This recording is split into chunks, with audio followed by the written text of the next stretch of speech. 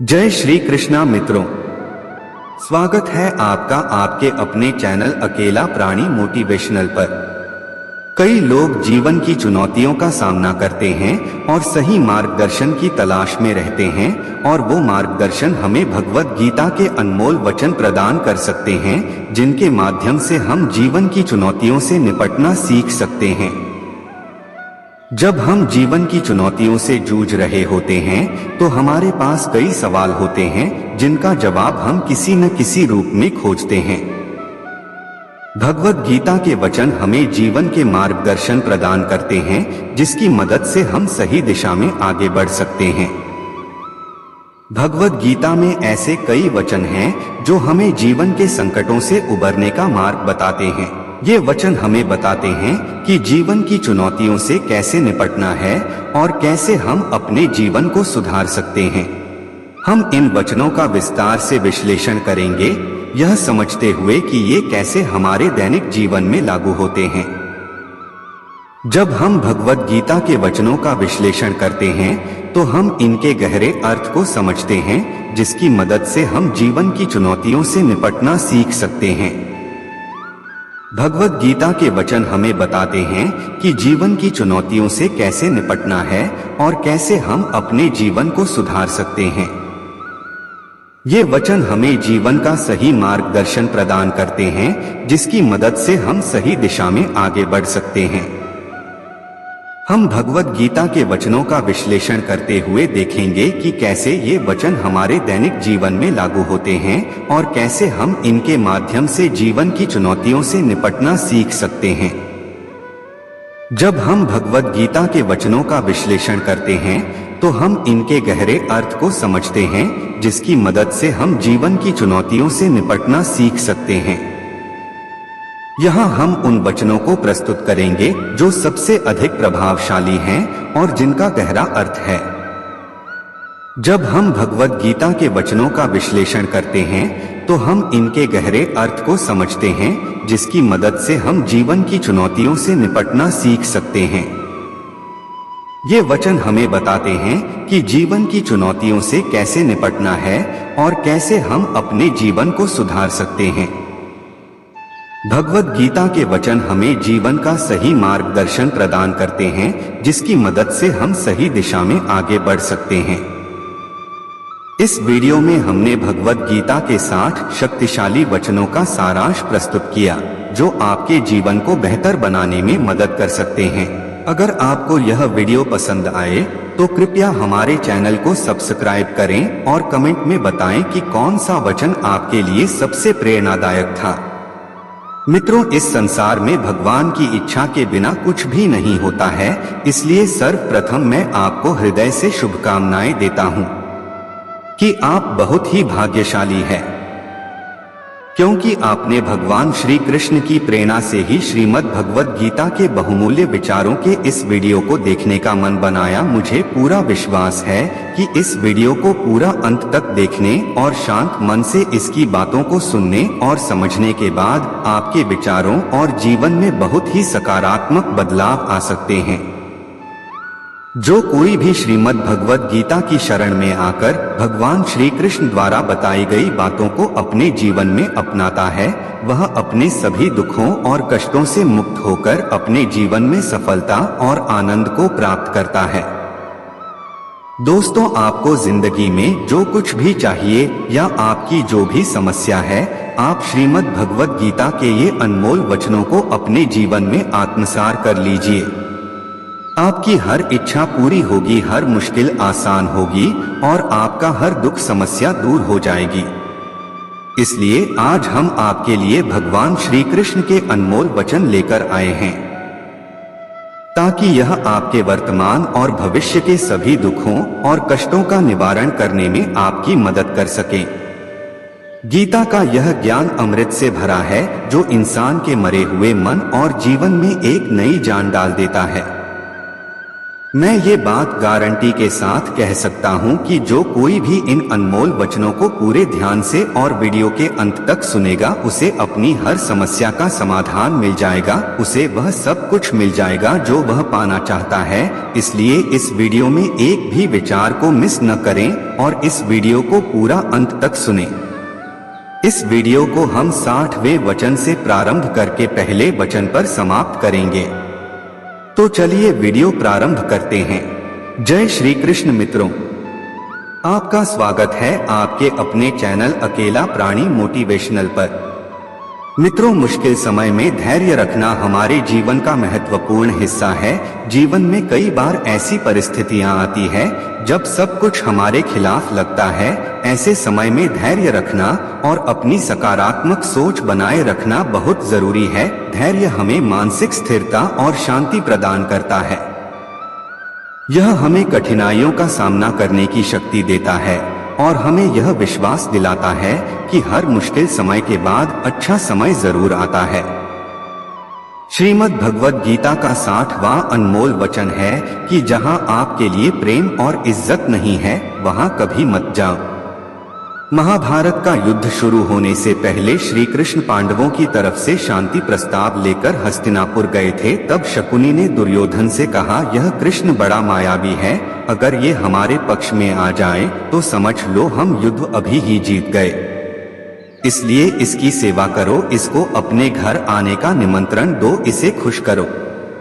जब श्री कृष्ण हस्तिनापुर पहुँचे तो दुर्योधन ने उन्हें अपने घर आने का आग्रह किया और श्री कृष्ण से कहा, आप मेरे घर में रहिए, मेरा आतिथ्य स्वीकार कीजिए, मेरे घर में भोजन कीजिए।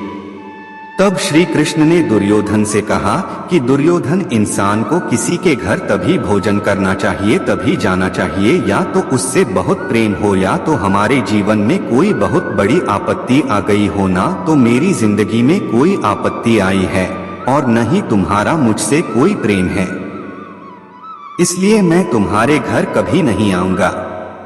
तुम मुझे अपने घर बुला रहे हो सिर्फ और सिर्फ अपना मतलब पूरा करने के लिए, और मतलबी लोगों के घर कभी नहीं जाना चाहिए।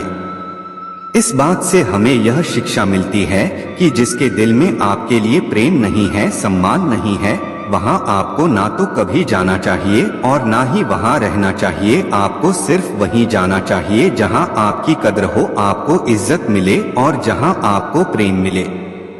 श्रीमद् भगवत गीता का 59वां अनमोल वचन है कि जिस रिश्ते में मर्यादाएं टूट जाती है, वहां सिर्फ सर्वनाश ही होता है। कोई आपसे बड़ा है या छोटा है, अगर वो रिश्तों में अपनी मर्यादाओं को तोड़ देगा तो वह रिश्ता कभी नहीं टिक सकता। रिश्ता सिर्फ तभी चलता है जब दो लोग एक दूसरे का सम्मान करते हैं, कद्र करते हैं और कभी अपनी लिमिट क्रॉस नहीं करते हैं। जिस रिश्ते में कोई लिमिट नहीं है, एक दूसरे की इज्जत नहीं है, वह रिश्ता आज नहीं तो कल खत्म ही हो जाता है।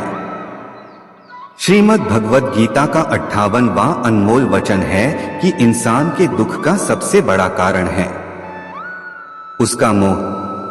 मोह से अज्ञान आता है और जीवन में समस्याएं शुरू होने लगती है।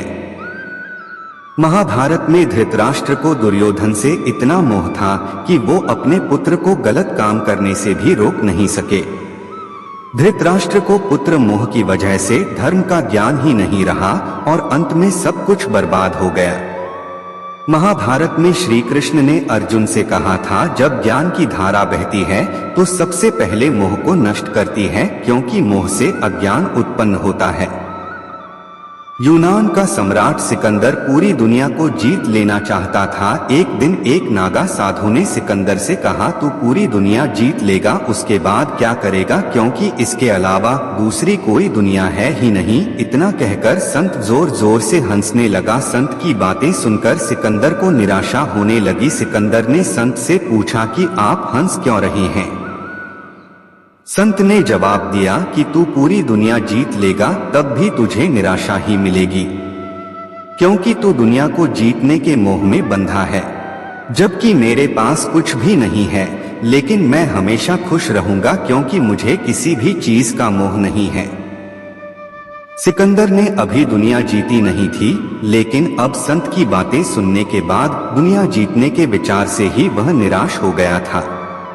क्योंकि दुनिया जीतने के बाद कोई और मोह नहीं बचेगा। मोह की वजह से जीवन में दुख ही आते हैं। मोह घर परिवार से हो सकता है, मोह सफलता का हो सकता है, सुख सुविधा और मान सम्मान का मोह हो सकता है। जहां मोह रहेगा वहां दुख तो आएगा ही। मोह जब सफल होता है तो दुख मिलता है, और जब असफल होता है तब भी दुख ही मिलता है। श्री कृष्ण कहते हैं कि जब कोई मोह त्याग देता है तो उसे मेरी कृपा मिल जाती है। मोह रहित व्यक्ति परम आनंद प्राप्त करता है। इसीलिए मोह का त्याग करना चाहिए, और जो हमारे पास है उसी में संतुष्ट रहना चाहिए। ज्यादा पाने का मोह रहेगा तो दुख मिलना तय है। श्रीमद् भगवद गीता का 57वां अनमोल वचन है कि जो दूसरों के साथ छल करता है उसका अंत बहुत बुरा होता है। दुर्योधन के मामा शकुनी और दुर्योधन ने पांडवों के साथ जीवन भर छल किया, पल पल उन्हें धोखा दिया, कभी ईमानदारी से उनके साथ नहीं चले, और उसका परिणाम दुर्योधन को यह मिला कि उनके दल का हर एक बड़ा योद्धा छल के द्वारा ही मारा गया। क्योंकि दुनिया में जिसने जैसा कर्म किया था उसको वैसा ही फल मिला। दुर्योधन ने जीवन भर छल किया तो अंत में उसकी खुद की मृत्यु भी एक छल से ही हुई थी। इसीलिए कोई अगर खुद को बहुत ज्यादा चालाक समझता है कि दूसरे को धोखा देता है, दूसरे को बेवकूफ बनाता है, तो उसे जीवन में धोखा ही मिलेगा। क्योंकि ईश्वर के पास हर कर्म का हिसाब होता है। जो जैसा कर्म करता है उसको वैसा ही फल जरूर मिलता है। श्रीमद् भगवद गीता का 56वां अनमोल वचन है कि लोगों में अपना सहारा ढूंढना छोड़ दो। आपके मन की सबसे बड़ी कमजोरी यही होती है कि आप दूसरों में सहारा ढूंढते हैं, और यही चीज आपको कमजोर बनाती है। यही चीज आपका खुद पर विश्वास खत्म कर देती है। जो लोग सोचते हैं कि यह तो मेरा सहारा है, मुश्किल वक्त में ये मेरे काम आएगा, वही लोग मुश्किल वक्त में सबसे ज्यादा दुखी और अकेले पड़ जाते हैं। आप सिर्फ ईश्वर को अपना सहारा बनाओ। देखना जब भी कोई मुश्किल आएगी तो वो किसी न किसी रूप में आकर आपकी मदद जरूर करेंगे। दुनिया को सहारा मत बनाओ। जो खुद अपने लिए सहारा ढूंढ रहे हैं वह आपका सहारा कैसे बनेंगे। इसलिए सदैव अपना सहारा ईश्वर को बनाना चाहिए। ईश्वर आपकी सुनता है या नहीं, यह आपकी श्रद्धा, विश्वास और आस्था पर निर्भर करता है।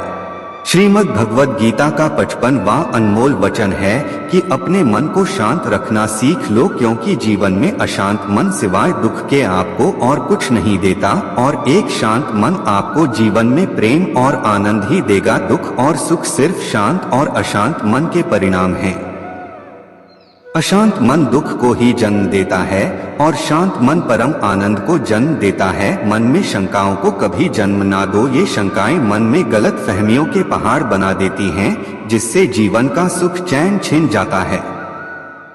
श्री कृष्ण कहते हैं कि मनुष्य को अपने मन को वश में रखना चाहिए। जो अपने मन को वश में कर लेता है उसका मन उसका मित्र बन जाता है, और जो कोई अपने मन को वश में नहीं रख पाता उसका मन उसका सबसे बड़ा शत्रु बन जाता है। श्रीमद् भगवद गीता का 54वां अनमोल वचन है कि जिंदगी में कभी भी खुद को किसी का जरूरतमंद या मोहताज मत बनाओ, क्योंकि जब तक आप किसी के जरूरतमंद नहीं होते तब तक आपको कोई दुख नहीं पहुंचा सकता, कोई आपका फायदा नहीं उठा सकता। जिस इंसान के आप जरूरतमंद हो जाओगे वह आपका लाभ उठाना शुरू कर देता है। जिस दिन आपने अपने जीवन को किसी का जरूरतमंद बना दिया उसी दिन से आपको उसकी गुलामी करनी पड़ती है। औरों की तो छोड़ो, जो लोग अपने नौकरों के काम वाली बाइयों के मोहताज हो जाते हैं तो वह आपके ऊपर प्रेशर बनाना प्रारंभ कर देते हैं, क्योंकि उन्हें पता होता है कि आपका काम उनके बिना चल ही नहीं पाएगा, और आप खुद से उतना काम कर नहीं पाएंगे, और दूसरा कोई आपको मिल नहीं रहा तो वे आपको परेशान करना शुरू कर देते हैं। लेकिन जब उन्हें यह समझ आता है कि आप अपना काम खुद कर सकते हैं या आपको दूसरे 1000 ऑप्शन मिल सकते हैं तो वे चुपचाप अपना काम करते रहते हैं। अब अगर आप कोई ऐसी नौकरी करते हैं जहां आपके बॉस के गलत होते हुए भी आप उसका टॉर्चर सहते रहते हैं, तो उसको पता होता है कि आप उसके जरूरतमंद है और वह उसका पूरा फायदा लेता है। और जिस घर परिवार में आप रहते हैं, अगर वहां भी आप किसी के मोहताज हैं, तो वह आपको पूरा चूस लेता है, क्योंकि वहां आप 24 घंटे रहते हैं, कहीं और जा ही नहीं सकते। तो वह इंसान आपके सर पर चढ़कर नाचेगा और आपको पूरी तरह से अपने कंट्रोल में रखेगा। लोगों को बहुत मजा आता है अपने से कमजोर इंसान को अपने कंट्रोल में रखने में। आप चाहे हजारों के लिए अच्छा करो, चाहे हर वो काम करो जिससे उन्हें खुशी मिले, पर ऐसे लोग आपको सदैव दबाकर रखते हैं। आप में अगर कुछ प्रतिभा है तो आपके पंख ही काट दिए जाएंगे। हर वो कोशिश की जाएगी आपके साथ जिससे आप जिंदगी में कभी आगे न बढ़ पाए। किसी का मोहताज होना मर जाने से भी बदतर होता है। आपने कभी गौर किया कि आपकी जिंदगी वही लोग खराब करते हैं जिनके आप जरूरतमंद हो जाते हैं? आपका सारा दुख वहीं से आता है जिसके आप जरूरतमंद होते हैं। ये बात सदैव याद रखना कि माँ बाप के अलावा ऐसा दुनिया में आज तक कोई पैदा नहीं हुआ है कि आप जिसके जरूरतमंद बने और वह आपका फायदा ना उठाए। इसीलिए जिंदगी में कभी भी खुद को किसी का जरूरतमंद या मोहताज मत बनाना। श्रीमद् भगवद गीता का 53वां अनमोल वचन है कि अपनी खुशी और अपना दुख हर किसी के आगे जाहिर नहीं करना चाहिए, क्योंकि लोग आपकी खुशी पर नजर लगा देते हैं और आपके दुख में आपकी हंसी उड़ाने लगते हैं। आपकी खुशी से कोई खुश नहीं होता, लोगों को जलन होती है।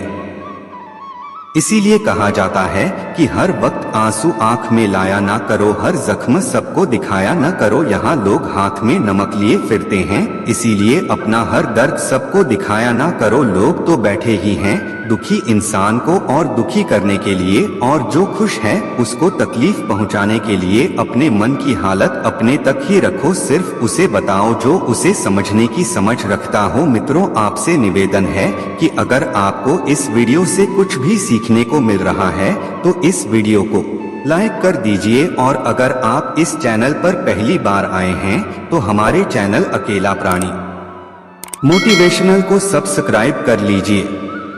तो चलिए आगे बढ़ते हैं। श्रीमद् भगवद गीता का 52वां अनमोल वचन है कि जीवन में जो कुछ भी होता है वह अच्छे के लिए होता है, चाहे वह वर्तमान हो, भविष्य हो या अतीत। हालांकि यह शिक्षा सुनने में सरल लगती है, लेकिन इसे समझना और स्वीकार करना बहुत ज्यादा कठिन होता है, खासकर जब जीवन में किसी प्रकार का दुख, कष्ट या समस्या हमारे सामने आ जाती है। उस समय हमें पूरी दुनिया ही गलत और मतलबी लगने लगती है और यह विश्वास करना कठिन हो जाता है कि जो हो रहा है वह हमारे भले के लिए हो रहा है। हमारे जीवन में जब किसी अपने से हमें चोट पहुंचती है या हमारे साथ कुछ अनुचित होता है तो हमें लगता है कि हमारी दुनिया समाप्त हो गई है, परंतु सच यह है कि यही कष्ट हमें और भी अधिक मजबूत और लायक बनाते हैं। यह कठिनाइयां हमें जीवन के सत्य से रूबरू कराती हैं और हमें यह दिखाती हैं कि कौन हमारा सच्चा मित्र है और कौन नहीं। यह स्थिति उस बच्चे की तरह होती है जिससे उसकी माँ कड़वी दवाई पिलाती है। बच्चे को वह दवाई बिल्कुल पसंद नहीं आती, लेकिन वह दवा ही उसकी बीमारी को खत्म करती है। ठीक वैसे ही जीवन के कठिन अनुभव हमें विकसित करते हैं, भले ही उस वक्त वह अनुभव कड़वा क्यों ना लगे। वास्तव में हम उसी को सच मानकर जीते हैं जितना हमारी समझ है और जितना हमें दिखाया या बताया गया है। लेकिन सच्चाई तब तक पूरी तरह समझ में नहीं आती जब तक हम खुद उस दुख से नहीं गुजरते। यह शिक्षा हमें यह समझने में मदद करती है कि जीवन की हर घटना, चाहे वह सुखद हो या दुखद, किसी न किसी उद्देश्य के साथ आती है, और उस उद्देश्य को समझने के लिए हमें धैर्य और विश्वास बनाए रखना चाहिए।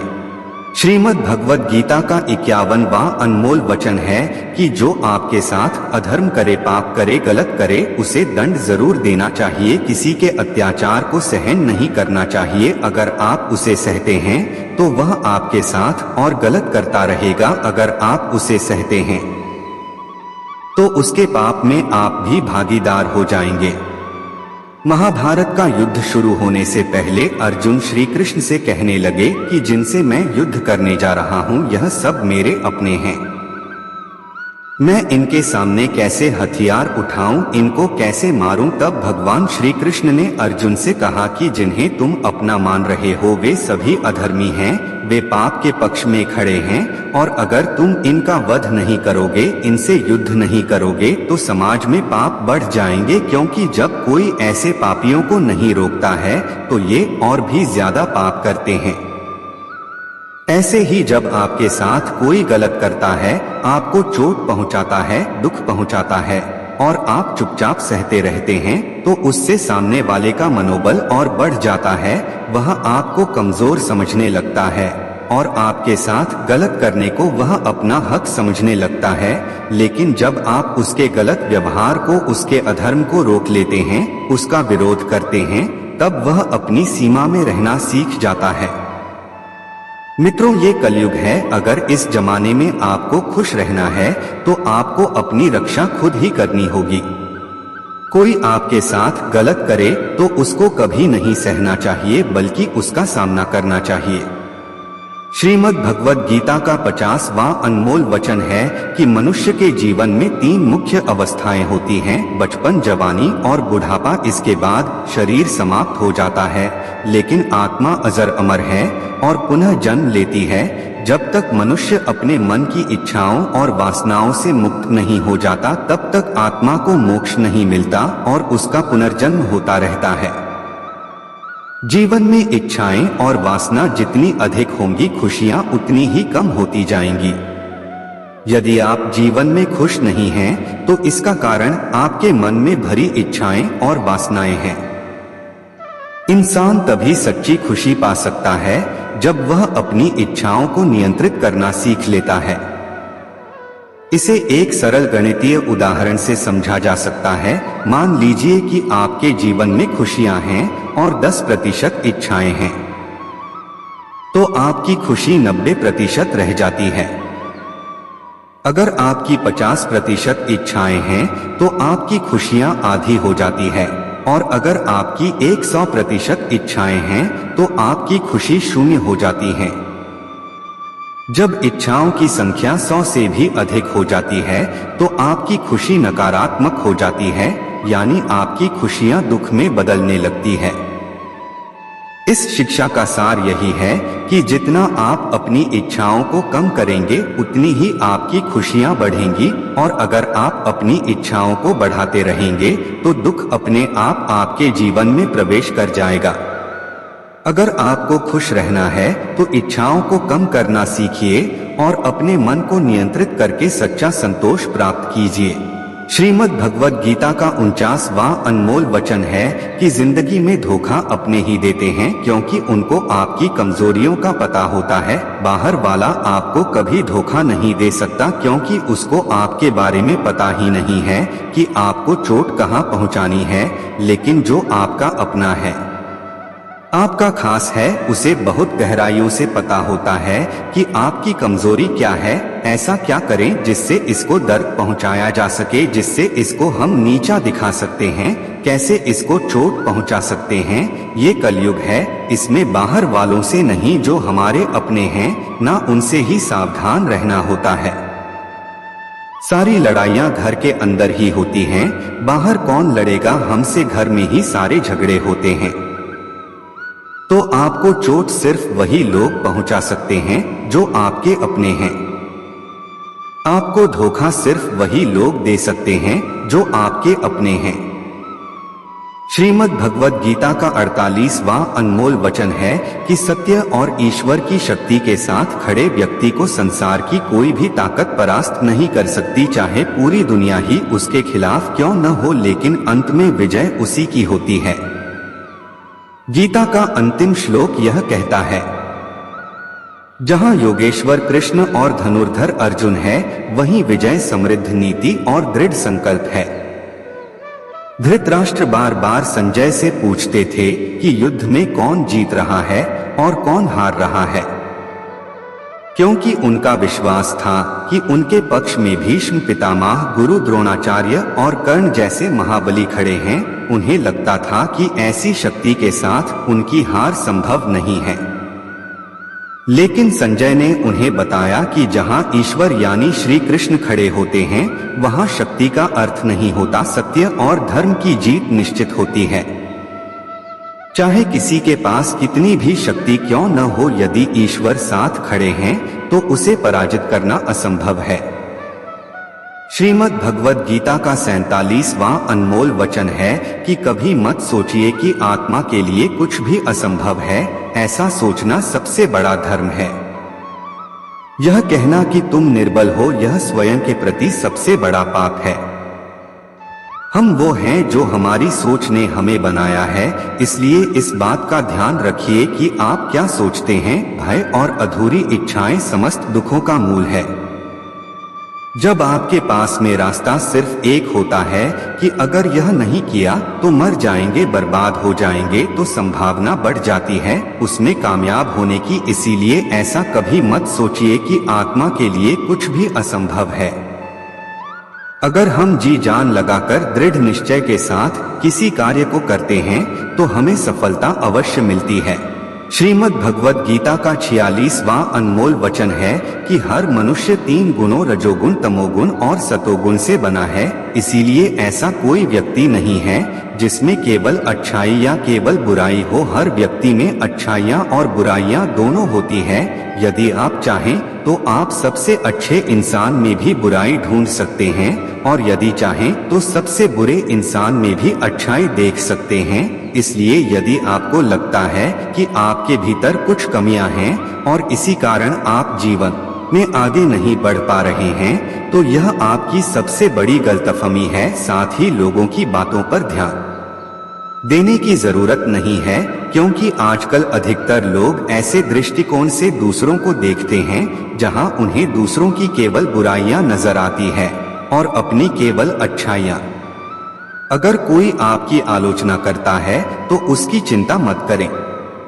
जो चीजें आपके नियंत्रण में हैं, जिन्हें आप सुधार सकते हैं, उन पर काम करें और खुद को बेहतर इंसान बनाएं। लेकिन जो चीजें प्राकृतिक रूप से आपके वश में नहीं हैं, उनके बारे में चिंता करके दुखी होने का कोई लाभ नहीं है। यह शिक्षा हमें आत्म संवर्धन की प्रेरणा देती है। अपने गुणों को निखारें, लेकिन उन चीजों के बारे में परेशान न हो जिन्हें आप बदल नहीं सकते। अपनी कमजोरियों को स्वीकार करके ही आप एक मजबूत और सशक्त व्यक्ति बन सकते हैं। श्रीमद् भगवद गीता का 45वां अनमोल वचन है कि वो इंसान जिंदगी में सफल माना जाएगा जो अंदर से हमेशा खुश रहता है। बाहर से तो सभी खुश दिखाई देते हैं, लेकिन अंदर से इंसान अशांति से भरा रहता है। बहुत पैसा कमा लिया, कामयाबी हासिल कर ली, लेकिन वह अभी असली नहीं। असली कामयाबी मानी जाएगी जब आपका मन खुश रहता है। खुशी प्राप्त करने के लिए हम पूरा जीवन भौतिक संसाधनों को जुटाने में लगे रहते हैं। धन, गाड़ी, बंगला इत्यादि प्राप्त करने की दौड़ में लगे रहते हैं कि इन्हें प्राप्त करने से हमें खुशी मिलेगी। लेकिन वास्तविकता में ऐसे भौतिक संसाधनों को प्राप्त करके मिलने वाली खुशी थोड़े ही समय के लिए होती है। जैसे ही हमें वह संसाधन मिलता है, हमारा मन दूसरे संसाधन को प्राप्त करने के लिए परेशान होने लगता है। इसीलिए भगवद गीता में भगवान श्री कृष्ण कहते हैं कि मनुष्य वास्तव में खुशी तभी प्राप्त कर सकता है जब वह अपनी इच्छाओं को वश में करके और उनका त्याग करके आध्यात्मिक पथ पर आगे बढ़ता हुआ भगवत प्राप्ति के लिए प्रयास करता है, ईश्वर की भक्ति करता है। ऐसा मनुष्य जो सभी कामनाओं से रहित होकर सुख और दुख को समान भाव से देखता है, वह भीतर से आनंद और संतोष को प्राप्त करता है। श्रीमद् भगवद गीता का 44वां वचन यह है कि मनुष्य को हमेशा अपने कर्म पर ध्यान लगाना चाहिए, न कि इस बात पर कि लोग क्या कहेंगे या लोग क्या सोचेंगे। क्योंकि जब हम इस बात की परवाह करते हैं कि लोग क्या सोचेंगे, तब हम अपना कार्य ठीक से नहीं कर पाते। एक बार एक फल वाला बाजार में बैठकर फल बेच रहा था। उसने अपने पीछे एक बोर्ड लगाया हुआ था जिस पर उसने चौक से लिख रखा था कि यहाँ ताजे फल बेचे जाते हैं। एक ग्राहक ने उससे कहा, हमें मालूम है तुम यहाँ बैठे हो, वहाँ नहीं, इस लाइन में से, इस पंक्ति में से यहाँ मिटा दो। फल वाले ने यहाँ शब्द मिटा दिया और अब बचा ताजे फल बेचे जाते हैं। एक दूसरा ग्राहक बोला, हम जानते हैं तुम ताजे फल बेचते हो, कोई सड़े हुए तो नहीं बेचते, इसलिए इस वाक्य से ताजे शब्द मिटा दो। एक दूसरा ग्राहक बोला, हम जानते हैं तुम ताजे फल बेचते हो, कोई सड़े हुए तो नहीं बेचते, इसलिए इस वाक्य से ताजे शब्द मिटा दो। फल वाले ने ताजे भी मिटा दिया और बोर्ड पर बचा कि फल बेचे जाते हैं। अब तीसरा ग्राहक आया और कहने लगा कि हमें दिख रहा है कि तुम फल ही बेच रहे हो, इसे लिखने की क्या जरूरत है, इसमें से फल को हटाओ। फल वाले ने वैसा ही किया और अब बचा था कि बेचे जाते हैं। तब एक और ग्राहक आया और उसने बोर्ड को पढ़कर फल वाले से कहा, ये क्या लिख रखा है, बेचे जाते हैं। हमें पता है तुम बेचने के लिए ही बैठे हो, कोई मुफ्त में थोड़ी ना बांट रहे हो, चलो मिटाओ इसे। बेचारे फल वाले ने जो बचे कुचे शब्द थे मिटा दिए और अब वह बोर्ड खाली हो गया। तब एक और व्यक्ति आया और फल वाले से बोला, पागल हो गए हो क्या, इस बोर्ड पर तुमने कुछ लिखा क्यों नहीं है। इसीलिए दोस्तों, दुनिया में हर एक इंसान की अपनी एक राय होती है और इंसान दूसरों को सलाह देने में माहिर होता है। हम यह नहीं कह रहे हैं कि आप किसी की सलाह न सुने, बस यह कह रहे हैं कि उनकी राय सुनते सुनते अपनी राय न भूल जाएं। इसलिए हारे हुए की सलाह सुनिए और जीते हुए का तजुर्बा लेकिन दिमाग खुद का लगाइए। डरिए मत कि हम गलती कर बैठे तो क्या होगा, क्योंकि गलतियों से ही सीखोगे, गलतियों से खुद का तजुर्बा तो आएगा। आज हार होगी तो कल जीतोगे भी। श्रीमद् भगवद गीता का 43वां अनमोल वचन है कि जीवन में हमें मित्रता हमेशा सोच समझकर करनी चाहिए और जिसे भी अपना मित्र बनाया है उसका साथ हमेशा निभाना चाहिए। महाभारत में ऐसे कई मित्र थे जिन्होंने अपनी ही सेना के साथ विश्वासघात किया। ऐसे भी कई लोग थे जो ऐन वक्त पर पाला बदलकर कौरवों व पांडवों के साथ चले गए। शल्य और युयुत्सु इसके उदाहरण हैं। इसीलिए कहते हैं कि कई बार दोस्त के भेष में दुश्मन हमारे साथ आ जाते हैं और हमसे कई तरह के राज लेते रहते हैं। कुछ ऐसे भी दोस्त होते हैं जो दोनों तरफ होते हैं, जैसे कौरवों का साथ दे रहे भीष्म, द्रोण और विदुर ने अंतः युद्ध में पांडवों का ही साथ दिया। ईमानदार और बिना शर्त समर्थन देने वाले दोस्त भी आपका जीवन बदल सकते हैं। पांडवों के पास भगवान श्री कृष्ण थे तो कौरवों के पास महान योद्धा कर्ण था। इन दोनों ने ही दोनों पक्षों को बिना शर्त अपना पूरा साथ और सहयोग दिया था। यदि कर्ण को छल से नहीं मारा जाता तो कौरवों की जीत तय थी। पांडवों ने हमेशा श्री कृष्ण की बातों को ध्यान से सुना और उस पर अमल भी किया, लेकिन दुर्योधन ने कर्ण को सिर्फ एक योद्धा समझकर उसका पांडवों की सेना के खिलाफ इस्तेमाल किया। यदि दुर्योधन कर्ण की बात मानकर घटोत्कच को मारने के लिए दबाव नहीं डालता तो इंद्र द्वारा दिया गया जो अमोघ अस्त्र कर्ण के पास था उससे अर्जुन मारा जाता और संभवतः परिणाम कुछ और हो सकता था। इसलिए मित्रता करने के साथ साथ मित्रता निभाने में भी ईमानदारी का परिचय देना चाहिए। श्रीमद् भगवद गीता का 42वां अनमोल वचन है कि कभी भी किसी भी चीज की अति नहीं करनी चाहिए। कोई भी चीज हद से ज्यादा नहीं करनी चाहिए। किसी से प्रेम भी हद से ज्यादा मत करना और किसी से नफरत भी हद से ज्यादा नहीं करना। हद से ज्यादा मीठा भी खराब हो जाता है तो हद से ज्यादा कड़वा भी खराब हो जाता है। हद से ज्यादा खाना भी आपको बीमार कर देगा तो हद से ज्यादा भूखा रहना भी आपको नुकसान पहुंचाएगा। हद से ज्यादा आराम भी आपको बीमार कर सकता है और हद से ज्यादा जागना भी आपको बहुत ज्यादा नुकसान पहुंचाएगा। इसीलिए जीवन को संतुलन के साथ जीना चाहिए। जैसे ही आप संतुलन को खो देते हैं वैसे ही आपके जीवन में कोई न कोई छोटी या बड़ी दुर्घटना हो जाती है। श्रीमद् भगवद गीता का 41वां अनमोल वचन है कि मनुष्य को अपने कर्मों का फल भोगना ही होता है। जो बोया है वही काटोगे। यदि आपने माँ बाप की सेवा की है तो ही आपकी संतान बुढ़ापे में आपकी सेवा करेगी, वरना कोई पानी पिलाने वाला भी पास नहीं होगा। इसलिए बुरे कर्मों का त्याग ही सर्वोत्तम है। एक गरीब आदमी नदी से मछली पकड़ रहा था। मछली पकड़ते पकड़ते उसने एक मछली पकड़ी। पास में ही एक सेठ भी मछली पकड़ रहा था, लेकिन मछली पकड़ने का अनुभव न होने के कारण काफी देर से उसके हाथ एक भी मछली नहीं लगी। सेठ ने जब देखा कि उस गरीब आदमी ने बड़ी मछली पकड़ी है तो उसके मन में मछली को देखकर लालच आ गया और उसने गरीब आदमी के हाथ से मछली छीन ली। गरीब आदमी ने सेठ से कहा कि मछली मैंने पकड़ी है, आप इसे क्यों छीन रहे हैं?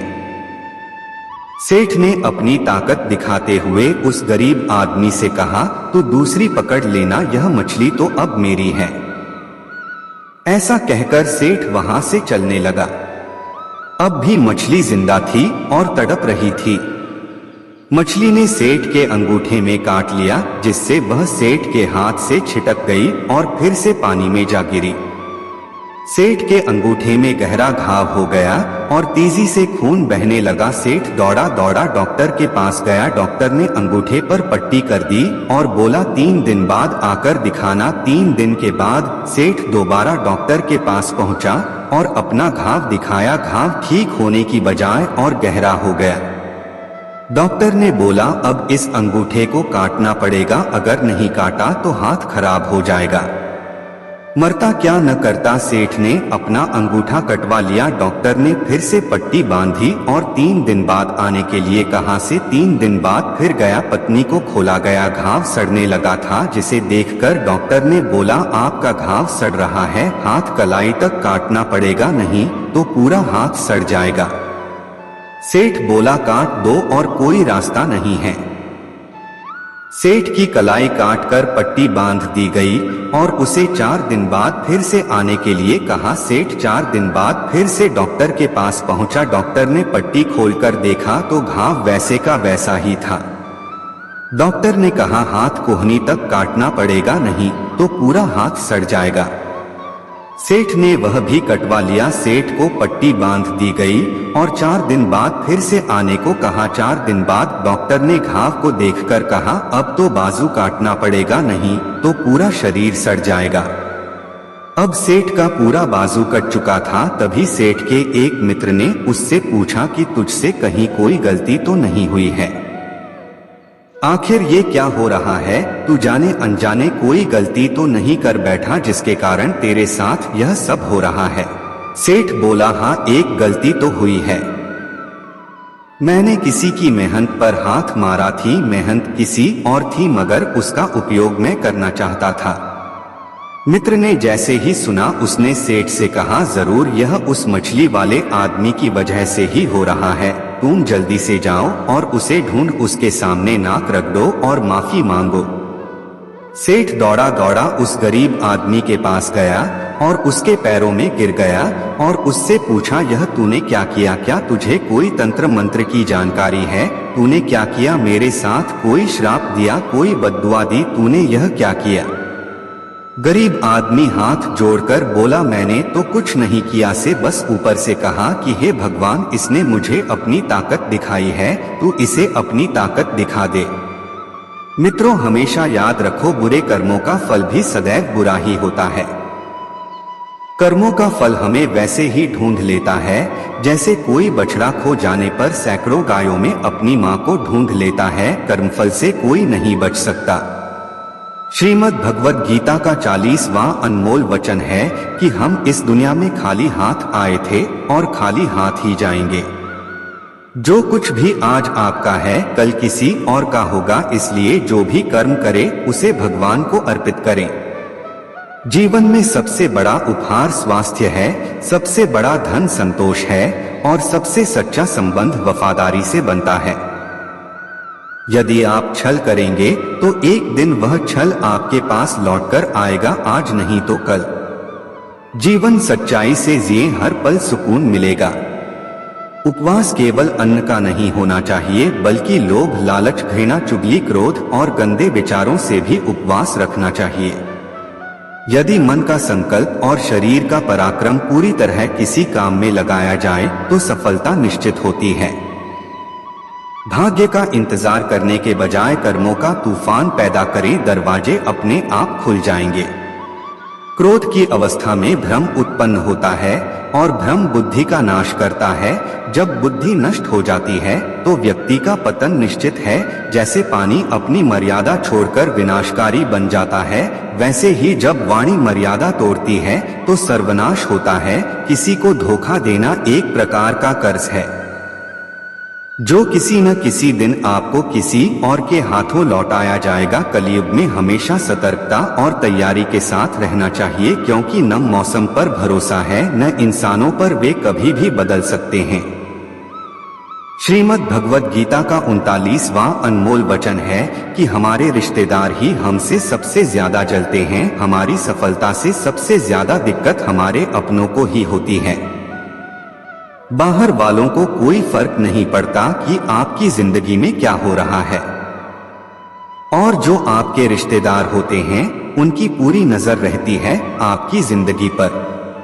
बाहर से तो वे यही कहेंगे कि आगे बढ़ो, सफल हो जाओ, खुश रहो जिंदगी में, और जब आप उन्हें अपनी सफलता के बारे में बताएंगे, अपनी किसी कामयाबी की खबर उनको सुनाएंगे, उसे सुनकर उन्हें बिल्कुल भी खुशी नहीं होती। कई बार सारी दुनिया आपको पसंद करती है, आपके काम की तारीफ करती है, लेकिन आपकी कद्र आपके घर में ही नहीं होती। पांडवों के हर सुख से दुर्योधन जलता था। जब भी पांडव किसी काम में सफल होते थे उसे बिल्कुल भी बर्दाश्त नहीं होता था। दुर्योधन हर प्रयास करता था पांडवों को नीचा गिराने का, जितना हो सके उन्हें दुखी करने का, और यही भाइयों की आपसी जलन महाभारत के युद्ध की वजह बनी, जिसमें अनगिनत लोग मारे गए। बाहर वालों को क्या फर्क पड़ता है कि आप कैसी जिंदगी जीते हैं, लेकिन यह जो रिश्तेदार होते हैं, यह जो करीबी लोग होते हैं, इन्हें आपकी खुशी बर्दाश्त नहीं होती है। सबसे खतरनाक होते हैं ये लोग, क्योंकि यह बाहर से बहुत मीठा बोलते हैं, आपको अच्छे अच्छे शब्द कहते हैं, लेकिन आपकी पीठ पीछे ये आपसे जरा भी खुश नहीं होते। तो इसीलिए किसी को भी अपना समझने से पहले आप यह जरूर जांच परख लें कि वह सच में आपका अपना है या सिर्फ अपनेपन का दिखावा कर रहा है। श्रीमद् भगवद गीता का 38वां अनमोल वचन है कि जो व्यक्ति अपने कार्यों को समय पर पूरा नहीं करता और समय का महत्व नहीं समझता, उसकी पूरी जिंदगी व्यर्थ में ही समाप्त हो जाती है। समय ही जीवन की असली पूंजी है, और यदि आप इसे निरर्थक कार्यों में बर्बाद कर देते हैं तो जीवन में आपको कुछ भी सार्थक प्राप्त नहीं होगा। यदि आप जीवन में कुछ पाना चाहते हैं तो समय की कद्र करना अत्यंत आवश्यक है। समय का सही उपयोग आपको न केवल सफलता की ओर ले जाता है, बल्कि जीवन को भी सही दिशा में आगे बढ़ाता है। समय बीतने पर लौटकर नहीं आता, इसलिए हमें इसका सदुपयोग करते हुए अपने लक्ष्यों को पूरा करने के लिए निरंतर प्रयास करना चाहिए। श्रीमद् भगवद गीता का 37वां अनमोल वचन है कि डर धारण करने से भविष्य के दुखों का निवारण नहीं होता है। डर से तो चिंताएं ही बढ़ती हैं, जो मन का सुख चैन सभी छीन लेती हैं। श्री कृष्ण कहते हैं कि तुम्हें किसका डर है, कौन तुम्हें मार सकता है। तुम शरीर नहीं हो, शरीर तो तुम्हारा मात्र एक साधन है। अपने कर्मों को सिद्ध करने का तुम एक आत्मा हो जो कि अजर अमर है। अर्जुन युद्ध में अपने बंधु बांधव से लड़ना नहीं चाहते थे, लेकिन श्री कृष्ण ने अर्जुन को समझाया कि जब किसी विवाद का हल शांतिपूर्ण तरीके से नहीं होता तो फिर युद्ध ही एकमात्र विकल्प बच जाता है। कायर लोग युद्ध से पीछे हटते हैं। युद्ध भूमि पर पहुंचने के बाद भी अर्जुन युद्ध नहीं करना चाहता था। तब भगवान श्री कृष्ण ने उससे कहा कि न कोई मरता है और न कोई मारता है, सभी निमित्त मात्र है, आत्मा अजर अमर है। इसीलिए मनुष्य को डरना नहीं चाहिए, अपितु अपने नियत कर्मों को निडरता के साथ उत्पन्न करना चाहिए। श्रीमद् भगवद गीता का 36वां अनमोल वचन है कि जिसे आप सबसे ज्यादा महत्व दोगे ही आपको कभी महत्व नहीं देंगे। आपने कभी गौर किया है कि आपका अपमान कौन लोग करते हैं? वो ही जिसे आप सबसे ज्यादा हद से ज्यादा महत्व देते हैं। दूसरों की इज्जत करना अच्छी बात है, पर दूसरों की अगर बहुत ज्यादा इज्जत करेंगे तो उनकी नजर में आपकी इज्जत खत्म हो जाती है। इसलिए किसी को भी कभी भी अपना सब कुछ नहीं बनाना चाहिए कि तुम ही मेरे सब कुछ हो। जैसे ही आप किसी को अपना सब कुछ बना लेते हैं तो आप उसके लिए कुछ भी नहीं रह जाते। इसलिए लोगों को इस जब उतना ही देना चाहिए जितना वे हजम कर सके। हद से ज्यादा इज्जत देना आपकी ही बेइज्जती करवा सकता है। श्रीमद् भगवद गीता का 35वां अनमोल वचन है कि जो मुश्किल वक्त में, जो दुख के समय में आपका साथ दे, सिर्फ वही आपका अपना है। बाकी तो अपनेपन का नाटक करने वाले बहुत से लोग होते हैं। बड़ी बड़ी बात करने वाले बहुत लोग होते हैं कि हम आपसे बहुत प्रेम करते हैं। कोई भी दुख हो, कोई भी तकलीफ हो, हमें याद कर लेना। लोग दुख उठाने की बात करते हैं, लोग आने जाने की बात करते हैं, हाथ मिलाना तो ठीक से नहीं जानते और दिल में लाने की बात करते हैं।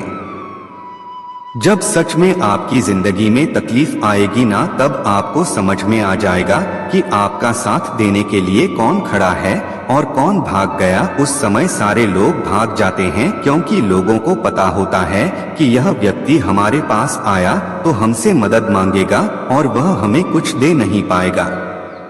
लोग आपसे सिर्फ तभी रिश्ता रखते हैं जब आप उन्हें कुछ दे सकते हैं और आपसे उन्हें कुछ फायदा हो सकता है।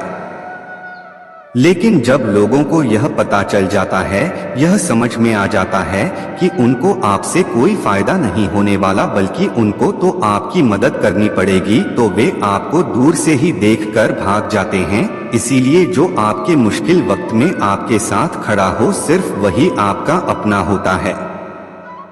बाकी इस दुनिया में सब पराये होते हैं, क्योंकि सिर्फ अपना कह देने से कोई अपना नहीं हो जाता, बल्कि अपना तो वह होता है जो दुख के समय में आपका साथ दे। श्रीमद् भगवद गीता का 34वां अनमोल वचन है कि आप संसार से जितना प्रेम और लगाव लगाओगे, उतना ही जीवन में दुख और पीड़ा का अनुभव करोगे। आपके सारे दुखों का कारण किसी को अपना मानना है। आप कभी गौर करना, आपकी जिंदगी के सारे दुख, सारी तकलीफें, सारी चिंताएं वहीं से आते हैं जहां आपका अपनापन होता है कि यह मेरा है, यह मेरा अपना है। यहीं से आपकी जिंदगी में दुख का आना शुरू हो जाता है। जिंदगी में जब हम किसी चीज को, किसी इंसान को, किसी रिश्ते को, किसी काम को अपना मान लेते हैं, मेरा मान लेते हैं, वहीं से सारे दुखों की शुरुआत होती है, वहीं से हर तकलीफ की शुरुआत होती है। इसीलिए भगवान श्री कृष्ण कहते हैं कि अगर दुखों और निराशाओं से मुक्त होना चाहते हो तो इस संसार के मोह में मत उलझो, मेरी भक्ति करो और मुझसे ही प्रेम करो। मैं तुम्हें इस संसार के सभी दुखों से मुक्त करके मोक्ष प्रदान करूंगा। श्रीमद् भगवद गीता का 33वां अनमोल वचन है कि मनुष्य को कभी भी बदले और घृणा की भावना अपने मन में नहीं रखनी चाहिए और न ही अपने भाग्य को कोसना चाहिए, क्योंकि इस तरह वह अपना संपूर्ण जीवन बर्बाद कर लेता है। एक बार दानवीर कर्ण ने भगवान श्री कृष्ण से अपनी व्यथा सुनाई और कहा, हे कृष्ण, जब मैं पैदा हुआ तब मेरी माँ ने मुझे त्याग दिया, द्रोणाचार्य ने मुझे शिक्षा देने से मना कर दिया क्योंकि वह मुझे क्षत्रिय नहीं मानते थे, और द्रौपदी के स्वयंवर में मुझे अपमानित किया गया क्योंकि मैं राज परिवार का हिस्सा नहीं था। भला इन सब में मेरा क्या अपराध था? जवाब में श्री कृष्ण ने कहा कि हे कर्ण, जरा ध्यान से सुनो, जब मेरा जन्म हुआ तब मैं कारागार में था और मेरे पैदा होते ही मेरी मृत्यु मेरी प्रतीक्षा कर रही थी। जिस रात मेरा जन्म हुआ था उस रात मुझे मेरे माता पिता से अलग होना पड़ा। मेरा बचपन गरीबी और अभावों में बीता और मुझे हर वह काम करना पड़ा जो एक गरीब परिवार में करना होता है।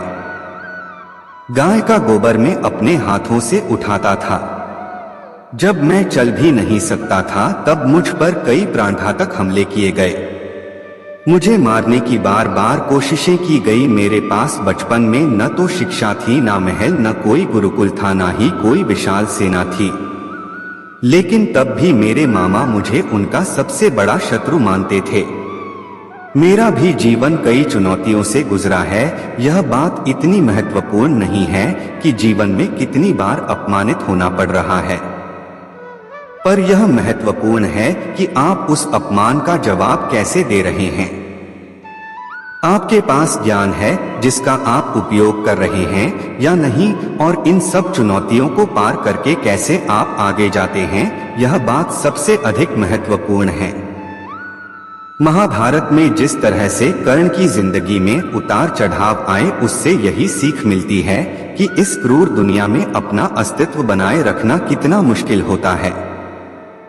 इसीलिए समय के हिसाब से बदलना जरूरी होता है, लेकिन वह बदलाव ही उचित है जिसमें सभी का हित हो। कर्ण ने खुद को बदलकर अपने जीवन का लक्ष्य हासिल कर लिया, लेकिन वे फिर भी महान नहीं बन सके, क्योंकि उन्होंने अपनी शिक्षा का उपयोग समाज से बदला लेने की भावना से किया, बदले की भावना से किया। कोई भी कार्य आपके समाज का हित नहीं कर सकता। समाज में एक महान योद्धा कर्ण को तिरस्कृत किया था, जो समाज को बहुत कुछ दे सकता था, लेकिन समाज ने उसकी कद्र नहीं की, क्योंकि उसमें समाज को मिटाने की भावना थी।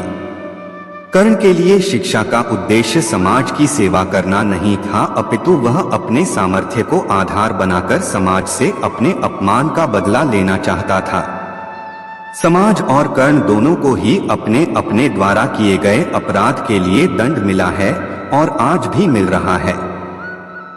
कर्ण यदि यह समझता कि समाज व्यक्तियों का एक भाग मात्र है जिसे हम लोगों ने ही बनाया है, तो संभवतः वह समाज को बदलने का प्रयास करता, न कि समाज के प्रति घृणा करता। श्रीमद् भगवद गीता का 32वां अनमोल वचन है कि कभी किसी पर भी आंख बंद करके भरोसा नहीं करना चाहिए। किसी पर भरोसा करते समय आंखें खुली रखना अत्यंत आवश्यक है। केवल रिश्तों या दिखावे के आधार पर किसी पर भी पूरी तरह भरोसा करना कभी कभी खतरनाक साबित हो सकता है। इसलिए चाहे वह संबंध कितना ही नजदीकी क्यों ना हो, हमें सच्चाई को समझने और सतर्क रहने की जरूरत है। यह शिक्षा हमें सतर्कता और विवेक की महत्ता का बोध कराती है। भरोसा करना आवश्यक है, लेकिन उसके साथ सजगता बनाए रखना भी उतना ही जरूरी है, ताकि कोई भी छल कपट से हमें धोखा न दे सके।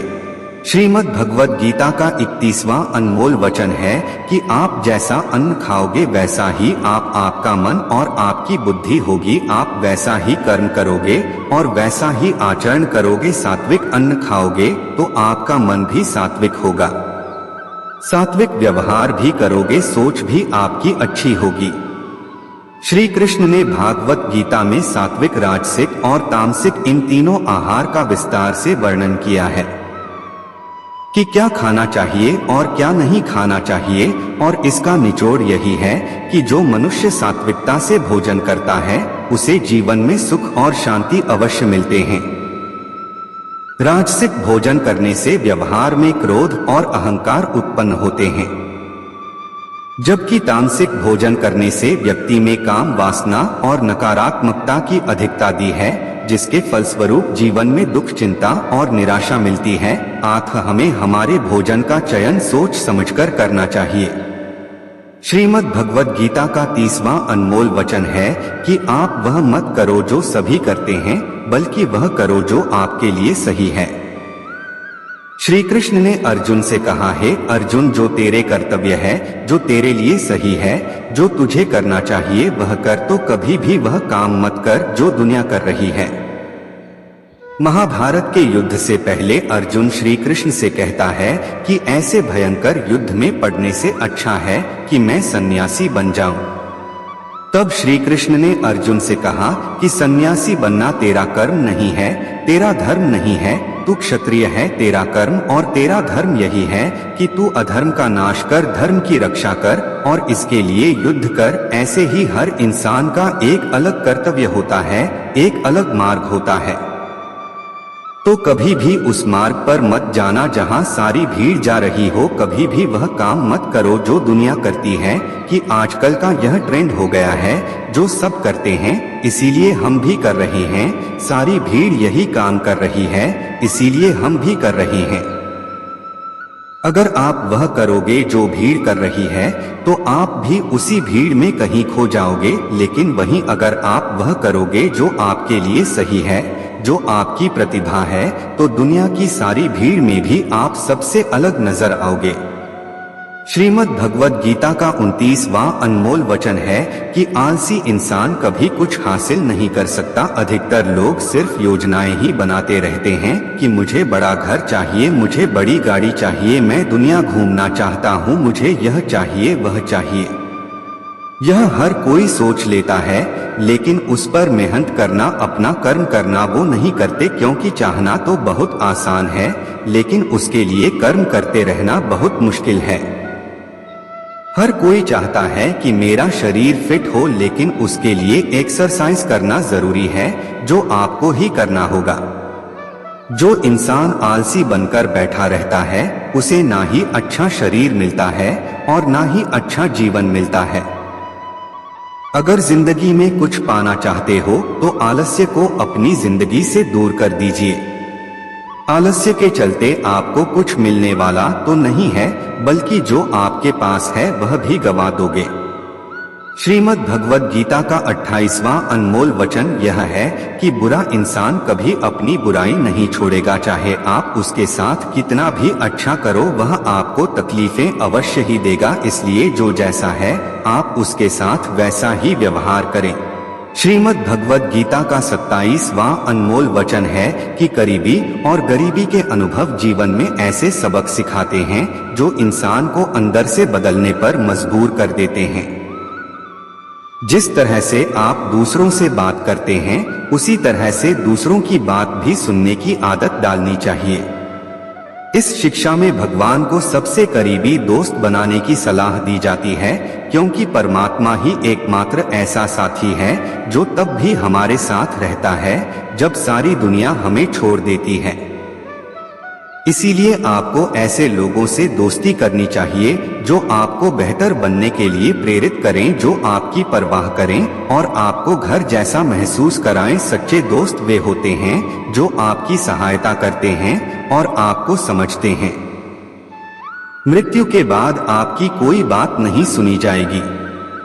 वहां आपके कर्म ही यह निर्धारित करेंगे कि आपको किस दिशा में ले जाया जाएगा। इस शिक्षा का एक और महत्वपूर्ण पहलू यह है कि जीवन की चुनौतियों से भागना नहीं चाहिए और न ही भाग्य या ईश्वर की इच्छा का बहाना बनाना चाहिए। धैर्य बनाए रखें, क्योंकि सही समय आने तक आपको खुद को स्थिर और मजबूत रखना होगा। इंसान का सबसे अच्छा मित्र उसका आत्मा और मन होता है, जो अच्छी बातों पर उसे शाबाशी देता है और बुरी बातों पर उसे सही रास्ते पर ले आता है। इसीलिए अपने कर्मों पर ध्यान दें और अपनी आत्मा और मन को सबसे अच्छा साथी माने, क्योंकि वे ही आपको जीवन में सही दिशा दिखाएंगे। श्रीमद् भगवद गीता का 26वां अनमोल वचन है कि कई बार लोग कहते हैं, मेरा तो समय ही खराब चल रहा है, मुझे नहीं पता कि मैं क्या करूं, कैसे अपने बुरे समय को अच्छे समय में बदलो। सच तो यह है कि आपको एक काम जो बुरे समय में जरूर करनी चाहिए और बहुत से लोग यह काम करना छोड़ देते हैं। चलिए इसे समझते हैं। एक कहानी के माध्यम से। एक बार एक बहुत ही गरीब किसान था। वह गरीब था, मेहनती था, मगर खुश था। वह सुबह उठकर केवल 10 मिनट मंदिर में जाकर भगवान के आगे हाथ जोड़कर प्रार्थना करता था। उस किसान की पत्नी भी हर रोज किसान के साथ मंदिर जाती। प्रार्थना करके वह सारा दिन अपने खेतों में काम करता। उसका जीवन बहुत ही अच्छा चल रहा था। अपनी मेहनत की कमाई से वह कुछ ज्यादा तो नहीं कमा पाता था, लेकिन फिर भी जितना कमाता था उसमें भी कुछ पैसे लोगों की भलाई में लगा देता था। एक बार उनके गांव में एक बीमारी फैल गई। किसान का इकलौता लड़का बहुत बीमार हो गया। किसान के गांव में इस बीमारी के इलाज के लिए कोई अच्छा डॉक्टर नहीं था। पास के शहर में उस लड़के को ले जाया गया। शहर के इस अस्पताल का इलाज बहुत ही महंगा था। उस बेचारे किसान के लिए अस्पताल के डॉक्टर की फीस, दवाइयों का खर्चा आदि दे पाना बहुत ही मुश्किल था। किसान दिन प्रतिदिन हिम्मत हारता जा रहा था। एक दिन अस्पताल में बैठे बैठे वह इतना हताश हो गया कि वह जोर जोर से रोने लगा और कहने लगा, पता नहीं किस चीज का बदला ले रहा है भगवान। कभी वह खुद को कोसता है तो कभी परमात्मा को। किसान की पत्नी को अटूट विश्वास था, पर किसान को आशा की कोई किरण नजर नहीं आ रही थी। अस्पताल के कुछ दूरी पर एक मंदिर था। किसान की पत्नी उस मंदिर में हर रोज प्रार्थना करने जाती, पर किसान का दिल नहीं करता। डॉक्टर ने किसान से कहा, उसके बच्चे के इलाज के लिए 10,000 रुपयों की आवश्यकता है। किसान के लिए इतनी बड़ी रकम इकट्ठा कर पाना असंभव था। किसान की पत्नी अब भी मंदिर जाती, भगवान के आगे हाथ जोड़कर प्रार्थना करती कि उसका पुत्र ठीक हो जाए। एक दिन मंदिर में एक सेठ आया। उसने किसान की पत्नी को बताया कि उसने किसान की बात उस दिन अस्पताल में सुनी जिस दिन किसान रो रहा था। सेठ ने बताया कि उस दिन वह अपनी पत्नी के साथ अस्पताल में था। अब वह पूरी तरह से ठीक हो गई थी और घर चली गई। सेठ को बातों ही बातों में पता चल गया कि किसान को 10,000 रुपयों की आवश्यकता है, तो सेठ ने तुरंत अपनी जेब से पैसा निकाल कर देते हुए कहा, उसके पास इस समय 10,000 रुपए ही है, जिसे वह रख ले। साथ में सेठ जी ने कागज पर अपना पता लिखते हुए कहा, अगर उनको और पैसों की आवश्यकता हो तो वे बेझिझक मांग ले। किसान की पत्नी ने उत्तर दिया, इस कागज की कोई आवश्यकता नहीं है। वह जानती है कि यह पैसे उसको किसने भेजे हैं। जब तक कर्म करने वाला अपने कर्म के परिणामों को पूर्ण रूप से भोग ना ले, किसी को भी समय से पहले और भाग्य से अधिक नहीं मिलता है। श्रीमद् भगवद गीता का 25वां अनमोल वचन है कि अध्यात्म से जुड़ा आध्यात्मिक ज्ञान ही जीवन को सुकून की तरफ ले जा सकता है। आध्यात्मिक ज्ञान आपको मानसिक और आत्मिक रूप से मजबूत बनाएगा। इसलिए ईश्वर पर विश्वास करें और ईश्वर द्वारा प्रदान की गई शिक्षाओं का पालन करें। लोगों की बातों पर जितना ध्यान देंगे उतना ही आपका खुद पर से विश्वास कम होता जाएगा। इसलिए खुद पर विश्वास कर खुद के दम पर आगे बढ़ो और स्वयं ही अपना मार्ग तय करो। जीवन में किसी भी पल कुछ भी हो सकता है। जीवन सीमित है, समय व्यर्थ मत करो। बुरे अतीत को याद करके दुखी होने से अच्छा है कि उससे सीख लो और अपने वर्तमान को सुधारकर एक बेहतर भविष्य का निर्माण करो। कर्म करो और ईश्वर पर भरोसा रखो। क्या होगा क्या नहीं यह ईश्वर पर छोड़ दें। जितना अधिक पुरुषार्थ करोगे स्वर्ग का मार्ग उतना ही सरल होगा। स्वयं को ईश्वर के चरणों में सौंप दो। नित्य अच्छे कर्म करो और लोगों की भलाई करो और उन्हें सही राह दिखाओ। एक ज्ञानवान व्यक्ति कभी भी कामुक सुख में आनंद नहीं लेता। इसलिए ज्ञानी व्यक्ति जो हो गया वह अच्छा हुआ, जो हो रहा है वह अच्छा हो रहा है और जो होगा वह भी अच्छा ही होगा, इसी पर अडिग विश्वास करता है। वेद पुराण पढ़ने का कोई लाभ ही नहीं जब तक उसमें कही बातों को अपने जीवन में अनुकरण न करें, उनका पालन न करें। रावण बुद्धिमान अवश्य था किंतु ज्ञानी नहीं। उसकी अज्ञानता ने उसे क्रोध ही कामुक और अहंकारी बना दिया, जो उसकी मृत्यु का सबसे बड़ा कारण बना।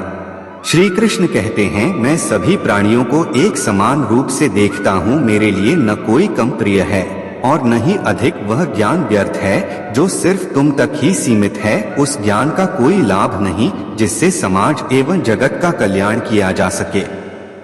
तुम क्यों व्यर्थ में चिंता करते हो? तुम क्यों भयभीत होते हो? कौन तुम्हें मार सकता है? आत्मा न कभी जन्म लेती है और न ही उसे कोई मार सकता है। यही जीवन का अंतिम सत्य है। मनुष्य का कर्म ही मनुष्य को ईश्वर के नजदीक लाता है या ईश्वर से दूर कर देता है। इसलिए हमेशा अच्छे कर्म ही करें। श्री कृष्ण कहते हैं, जब जब इस धरती पर पाप, अहंकार और धर्म चरम सीमा पर होगा तब तब उसका विनाश कर धर्म की पुनः स्थापना हेतु मैं अवश्य अवतार लेता हूँ। जो दान कर्तव्य समझकर बिना किसी सोच के किसी जरूरतमंद व्यक्ति को दिया जाए वह दान सात्विक माना जाता है। जिसने मन को जीत लिया है उसने पहले ही परमात्मा को प्राप्त कर लिया है, क्योंकि उसने शांति प्राप्त कर ली है। ऐसे मनुष्य के मन पर सुख दुख, सर्दी गर्मी और मान अपमान का कोई फर्क ही नहीं पड़ेगा। जो विद्वान होते हैं वह ना तो जीवन के लिए और ना ही मृत्यु के लिए शोक करते हैं। अपने कर्तव्यों को पूरी निष्ठा से ईमानदारी के साथ निभाएं और धर्म का पालन करें। श्रीमद् भगवद गीता का 24वां अनमोल वचन है कि जब भी जिंदगी में खुद को अकेला महसूस करो तब इस सच्चाई को ठीक से समझ लेना कि आप दुनिया में अकेले ही आए थे और अकेले ही जाओगे। वास्तविकता में यहाँ कोई आपका अपना नहीं है। एक दिन तो जो माँ बाप हमें जन्म देते हैं वह भी हमें अकेला छोड़कर चले जाते हैं, तो औरों से तो उम्मीद ही क्या करना। यदि कोई आपका साथ छोड़ दें तो याद रखना कि ईश्वर सदा आपके साथ है, वह कभी आपका साथ नहीं छोड़ेगा। गीता में श्री कृष्ण ने अर्जुन से कहा, चाहे कोई मनुष्य मुझे माने या न माने, लेकिन मैं इंसान का साथ कभी नहीं छोड़ता, क्योंकि ये सब मेरी ही संतानें हैं। इंसान को ईश्वर का ही अंश कहा गया है, इसलिए मनुष्य को ईश्वर की संतान कहा जाता है। इसीलिए आपको अकेलेपन से कभी दुखी नहीं होना चाहिए, कभी डरना नहीं चाहिए, बल्कि किसी गलत इंसान के साथ रहने से डरना चाहिए। एक कहावत है कि something is better than nothing, अर्थात कुछ होना कुछ नहीं होने से बेहतर है। लेकिन एक और कहावत है कि nothing is better than nonsense, इसलिए नॉनसेंस लोगों के साथ रहने से अच्छा है। आप अकेले ही रहो। इसीलिए गीता का उपदेश हर उस इंसान के लिए बहुत जरूरी है जो खुद को अकेला समझकर दुखी हो जाते हैं। इसीलिए अकेलेपन से डरना और दुखी होना छोड़ दो, क्योंकि यहाँ कोई किसी का नहीं होता। श्रीमद् भगवद गीता का 23वां अनमोल वचन है कि कभी भी अपने धन, अपने पद और बल का अभिमान नहीं करना चाहिए। दुर्योधन को बहुत अभिमान था कि मेरे पास भीष्म पितामह जैसे, द्रोणाचार्य और कर्ण जैसे योद्धा बैठे हैं, तो इन पांडवों को तो मैं यूं ही मसल कर रख दूंगा। दुर्योधन को अपने धन का अभिमान था, अपने पद और शक्ति का अभिमान था, लेकिन वह अभिमान ही एक दिन उसके सर्वनाश का कारण बना। जो लोग अपने पैसे या शक्ति के अहंकार में दूसरों को नीचा दिखाते हैं, दूसरों को चोट पहुंचाते हैं, एक दिन उनकी वही गलती उनका सर्वनाश कर देती है। इसीलिए जीवन में आप चाहे कितने भी सफल हो जाएं, कितने भी बड़े इंसान हो जाएं, लेकिन उसका अभिमान दूसरों को कभी नहीं दिखाना चाहिए। श्रीमद् भगवद गीता का 22वां अनमोल वचन है कि आज के युग में बहुत ज्यादा अच्छे मत बनो, नहीं तो यह दुनिया आपको लूटकर कंगाल कर देगी। पांडवों की कहानी यह शिक्षा देती है कि ज्यादा अच्छा बनना आपको कई बार बहुत दुख दे सकता है। पांडव हमेशा धर्म के मार्ग पर चलते थे, कभी कोई गलत काम नहीं किया, लेकिन उनका सारा राजपाट चला गया। उनकी पत्नी को भरी सभा में नग्न करने का प्रयास किया गया। उन्हें भिक्षा मांगकर अपनी जिंदगी गुजारनी पड़ी। कारण क्या था? यह कि वे कुछ ज्यादा ही अच्छे बने हुए थे। यह तो तब की बात है, और आज की दुनिया तो और भी बदल चुकी है। लोग अच्छे इंसान को इज्जत कम देते हैं, बल्कि उसका इस्तेमाल ज्यादा किया जाता है। अगर आप भी लोगों के साथ अच्छा रहते हैं तो आप इस चीज को खुद अनुभव कर पाएंगे। आप जितना लोगों के साथ अच्छा चलते हैं, लोग आपके साथ उतना ही गलत व्यवहार करते हैं, लोग आपका उतना ज्यादा इस्तेमाल करते हैं। आप दूसरों की खुशी के लिए कुछ भी करते जाते हैं और लोग सिर्फ आपका फायदा लेने में लगे रहते हैं। इसीलिए आज के जमाने में खुश रहना है तो बहुत ज्यादा अच्छे मत बनो। इसका मतलब यह नहीं कि आप बुरे इंसान बन जाओ। आप अच्छे और सच्चे कर्म करो और अपनी नजर में अच्छे बने रहो। दुनिया की नजर में अच्छे बनने की कोशिश कभी मत करना। श्रीमद् भगवद गीता का 21वां अनमोल उपदेश है कि आंखों से सच दिखने वाली बात पर भी एकदम से जल्दी भरोसा नहीं करना चाहिए। बहुत सी कहानियां आपने सुनी होंगी कि कई बार आंखों से देखने वाली बात भी सच नहीं होती है, इसीलिए भरोसा करने में कभी भी जल्दबाजी मत करना। श्रीमद् भगवद गीता का 20वां अनमोल वचन है कि जीवन में जब भी कोई मुश्किल आए तो हिम्मत मत हारो, बस थोड़ा धीरज रखो। जो लोग मुश्किल वक्त में खुद को थोड़ा संभाल कर धीरज रखते हैं, वो हर मुश्किल को आसानी से पार कर जाते हैं। एक राजा अपने गुरुजी के पास गया। और उसने गुरुजी से जाकर बोला कि ऐसे तो राज्य में हर प्रकार की खुशहाली है, पर वक्त का कोई भरोसा नहीं है। अगर कभी जिंदगी में कोई मुश्किल वक्त आए, कोई बुरा वक्त आए, तो उस वक्त के लिए मुझे कोई मंत्र दीजिए, कोई शिक्षा दीजिए, कोई उपदेश दीजिए कि उस बुरे वक्त से कैसे बाहर निकलना है। तो गुरुजी ने उसे एक ताबीज बांध कर दे दिया और राजा से कहा कि इस ताबीज में एक मंत्र लिख कर रखा है। जब तुम्हारी जिंदगी में बहुत बुरा वक्त आए और तुम्हें लगे कि इससे बुरा तो अब कुछ हो ही नहीं सकता, उस समय पर यह ताबीज खोलकर तुम इस मंत्र को पढ़ लेना। तुम्हारे अंदर बहुत शक्ति आ जाएगी। और एक दिन ऐसा हुआ भी कि उस राजा के राज्य पर किसी दूसरे राजा ने आक्रमण कर दिया और इस राजा की ऐसी स्थिति हुई कि उसे अपना राज्य छोड़कर अपने कुछ लोगों के साथ भागना पड़ा। उस समय पर राजा बहुत दुखी था और विचार करने लगा कि गुरुजी ने मुझे ताबीज दिया था और कहा था कि जब जिंदगी में बहुत बुरा वक्त आए तब उसे खोलकर पढ़ना और इसके अंदर जो मंत्र लिखा हुआ है वह मेरे अंदर शक्ति भर देगा। राजा ने विचार किया कि इससे बुरा वक्त और क्या हो सकता है। उसने गुरुजी का दिया हुआ वह ताबीज खोला और उसके अंदर लिखा हुआ था कि यह वक्त भी गुजर ही जाएगा। इस वचन को पढ़कर राजा के मन में एक शक्ति आई और विश्वास जागा कि यह जो बुरा वक्त है यह भी टिकने वाला नहीं है, यह भी निकल ही जाएगा, इसलिए मुझे हिम्मत नहीं हारनी है। और उस राजा ने वापस अपने सैनिकों को जमा करके अपनी सेना को खड़ा किया और उस राजा पर हमला करके अपना राज्य वापस प्राप्त किया। तो जिंदगी में स्थिति चाहे कितनी भी बुरी क्यों ना हो, वह हमेशा के लिए नहीं रहने वाली, वह भी एक दिन गुजर ही जाएगी। वक्त चाहे कैसा भी हो, एक दिन जरूर बदल जाएगा।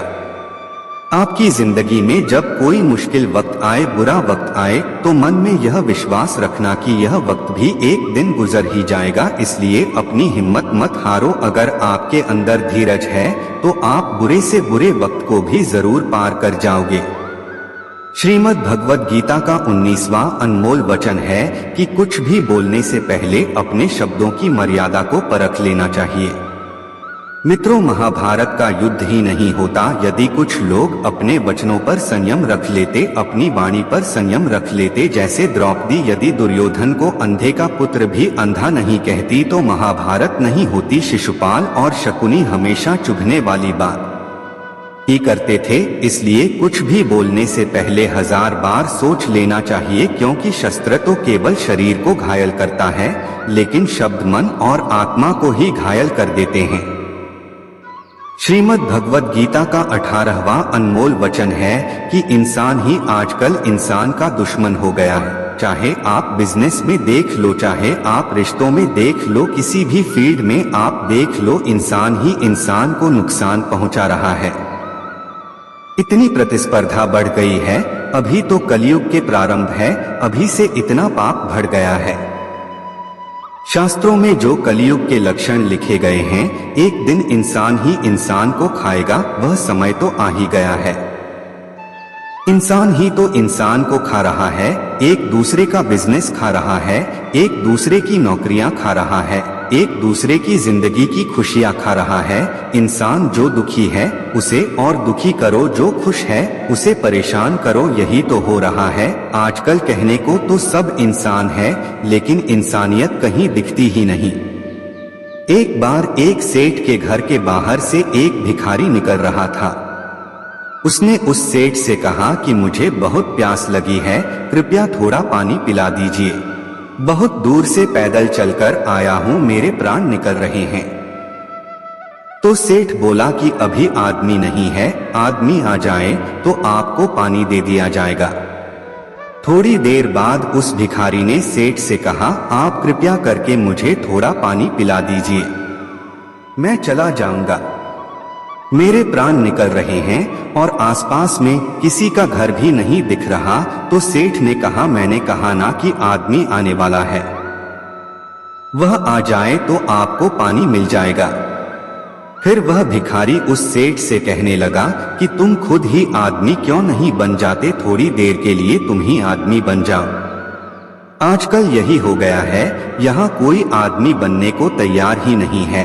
बस लोग एक दूसरे को नोचने में लगे हैं, एक दूसरे का फायदा उठाने में लगे हैं। इसीलिए ही कलयुग को मतलबी युग कहा जाता है। लोग सिर्फ और सिर्फ एक दूसरे से अपने मतलब से ही जुड़े हुए हैं। श्रीमद् भगवद गीता का 18वां अनमोल वचन है कि जो इंसान आपको बार बार चोट पहुंचाए उसे कभी माफ नहीं करना चाहिए। युधिष्ठिर ने दुर्योधन को बार बार माफ किया और उसका परिणाम यह हुआ कि उन्हें अपनी जिंदगी में बहुत बड़े दुखों का सामना करना पड़ा। कोई इंसान अगर एक बार गलती करे तो माफ करना फिर भी ठीक है, लेकिन कोई अगर बार बार गलती करे तो उसे माफ करना आपको बहुत ज्यादा नुकसान पहुंचाएगा, क्योंकि वह गलती नहीं हो रही है, वो उसकी आदत है, वो ऐसा ही है। वह हमेशा आपके साथ ऐसा करेगा, तो बहुत ज्यादा दयालु मत बनो। किसी को माफ करने में और बेवकूफ बनने में बहुत बड़ा अंतर होता है। किसी को अगर एक बार आप माफ भी कर रहे हो तो उस इंसान से आप जरूर सावधान रहना कहते हैं। आजमाए हुए को फिर आजमाना मिट्टी मुंह में डालने के बराबर होता है। जिससे धोखा खाया है, जिससे आपको तकलीफ मिली है, उस पर भरोसा गलती से भी मत करना। इसलिए किसी को माफ उतना ही करो जितने में आप बेवकूफ ना लगे। श्रीमद् भगवद गीता का 17वां अनमोल वचन है कि जन्म और मृत्यु की चिंता किए बगैर अपना कर्म करो। श्री कृष्ण अर्जुन से कहते हैं कि हे अर्जुन, मृत्यु जीवन का अटल सत्य है, जिसे टाला नहीं जा सकता और न ही झूठा साबित नहीं किया जा सकता है। यह शरीर तो किराए के घर की तरह होता है, जहां हम कुछ समय के मेहमान हैं। शरीर नश्वर है किंतु आत्मा अजर अमर है। जो होना है उसे कोई टाल नहीं सकता और जो होना ही नहीं है उसके बारे में शोक व चिंता करना स्वयं की परेशानियां बढ़ाने के ही समान है।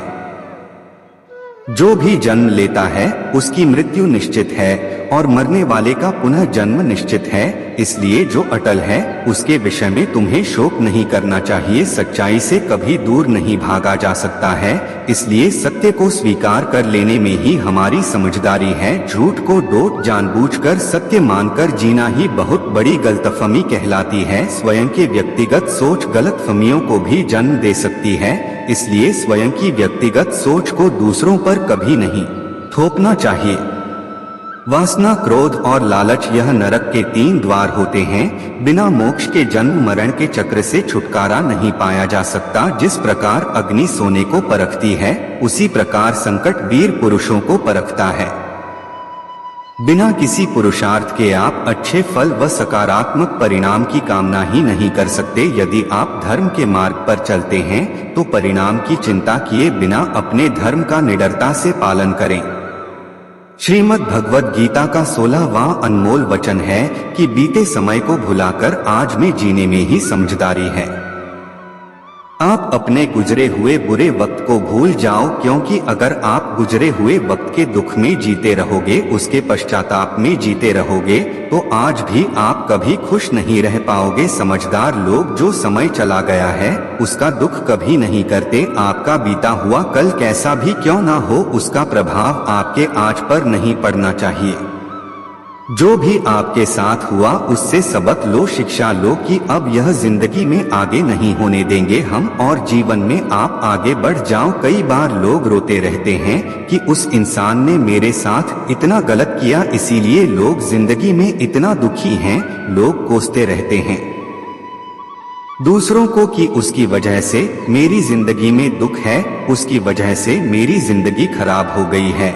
लेकिन जब तक आप उसे कोसते रहेंगे, आप जिंदगी में कभी खुश नहीं रह पाएंगे, कभी आगे नहीं बढ़ पाएंगे।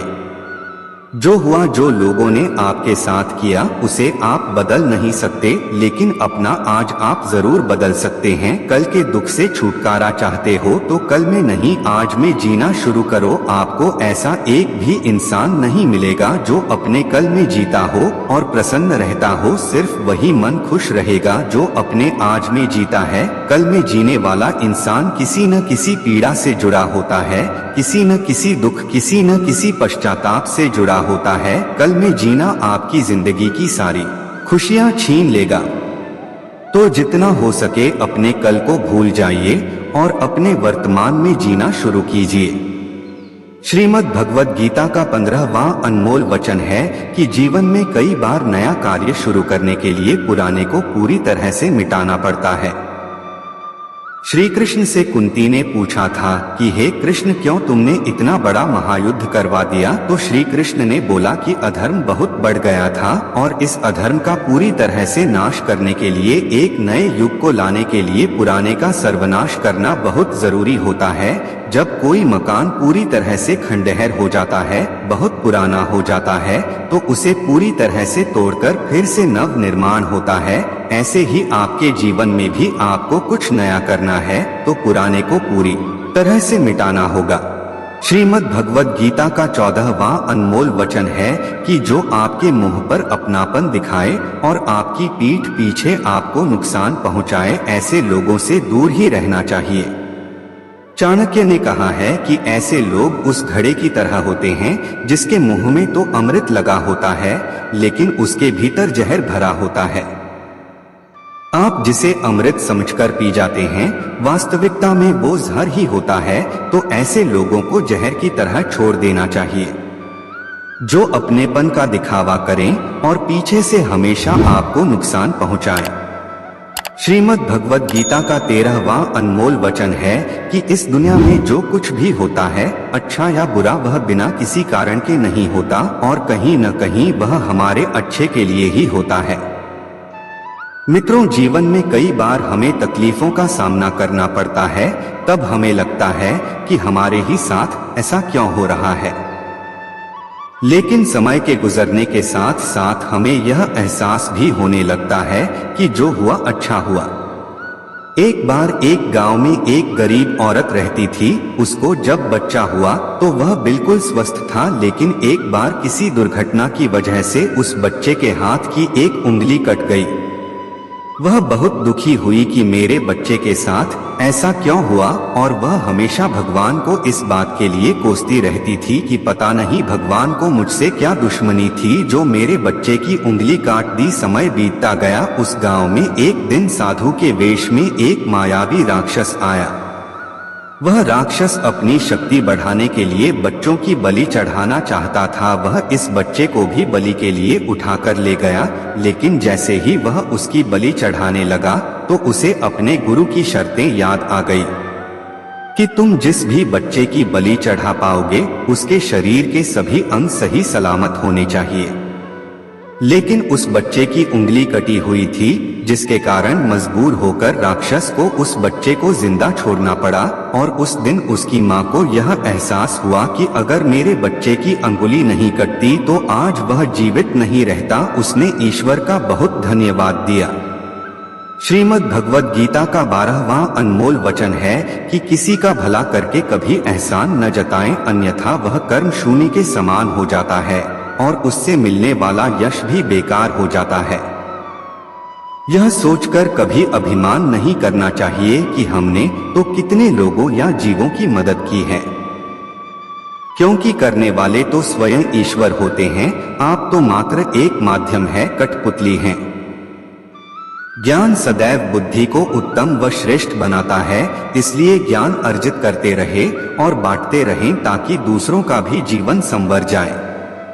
जो व्यक्ति फल की आशा हेतु कर्म करता है वह कर्म से ही बंध कर रह जाता है।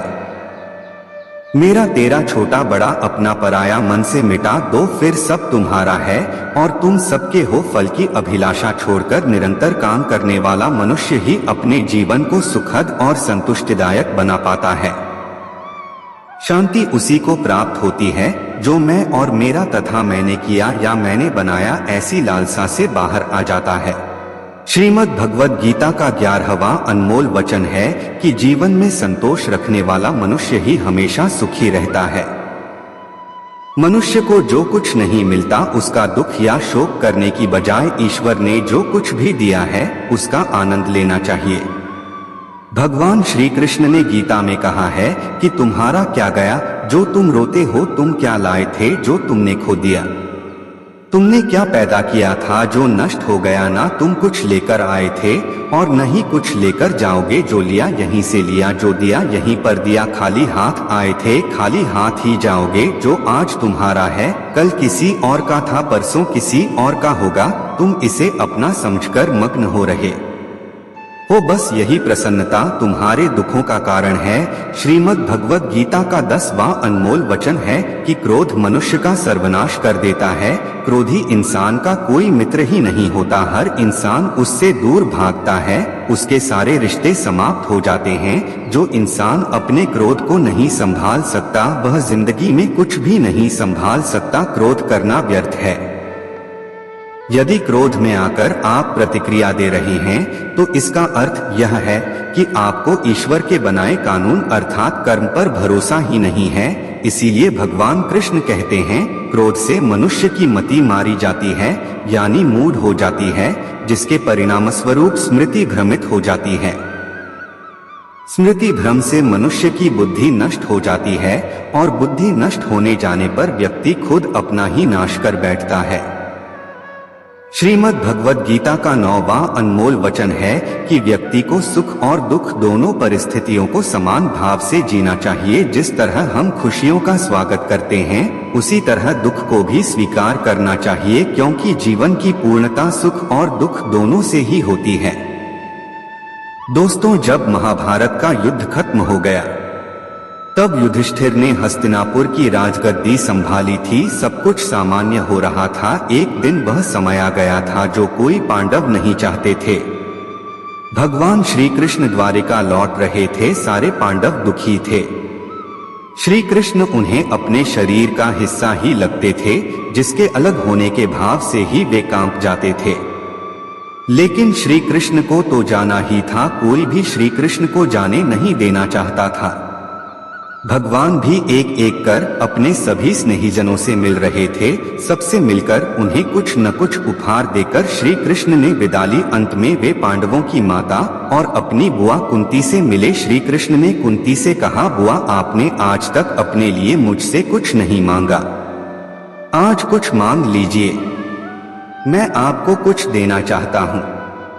कुंती की आंखों में आंसू आ गए। उन्होंने रोते हुए कहा कि हे श्री कृष्ण, अगर कुछ देना ही चाहते हो तो मुझे दुख दे दो, मैं बहुत सारा दुख चाहती हूँ। श्री कृष्ण आश्चर्यचकित हो गए। श्री कृष्ण ने पूछा कि ऐसा क्यों बुआ, तुम्हें दुखी क्यों चाहिए? कुंती ने जवाब दिया कि जब जीवन में दुख रहता है तो तुम्हारा स्मरण भी रहता है। हर वक्त तुम याद आते हो। सुख में तो यदाकदा ही तुम्हारी याद आती है।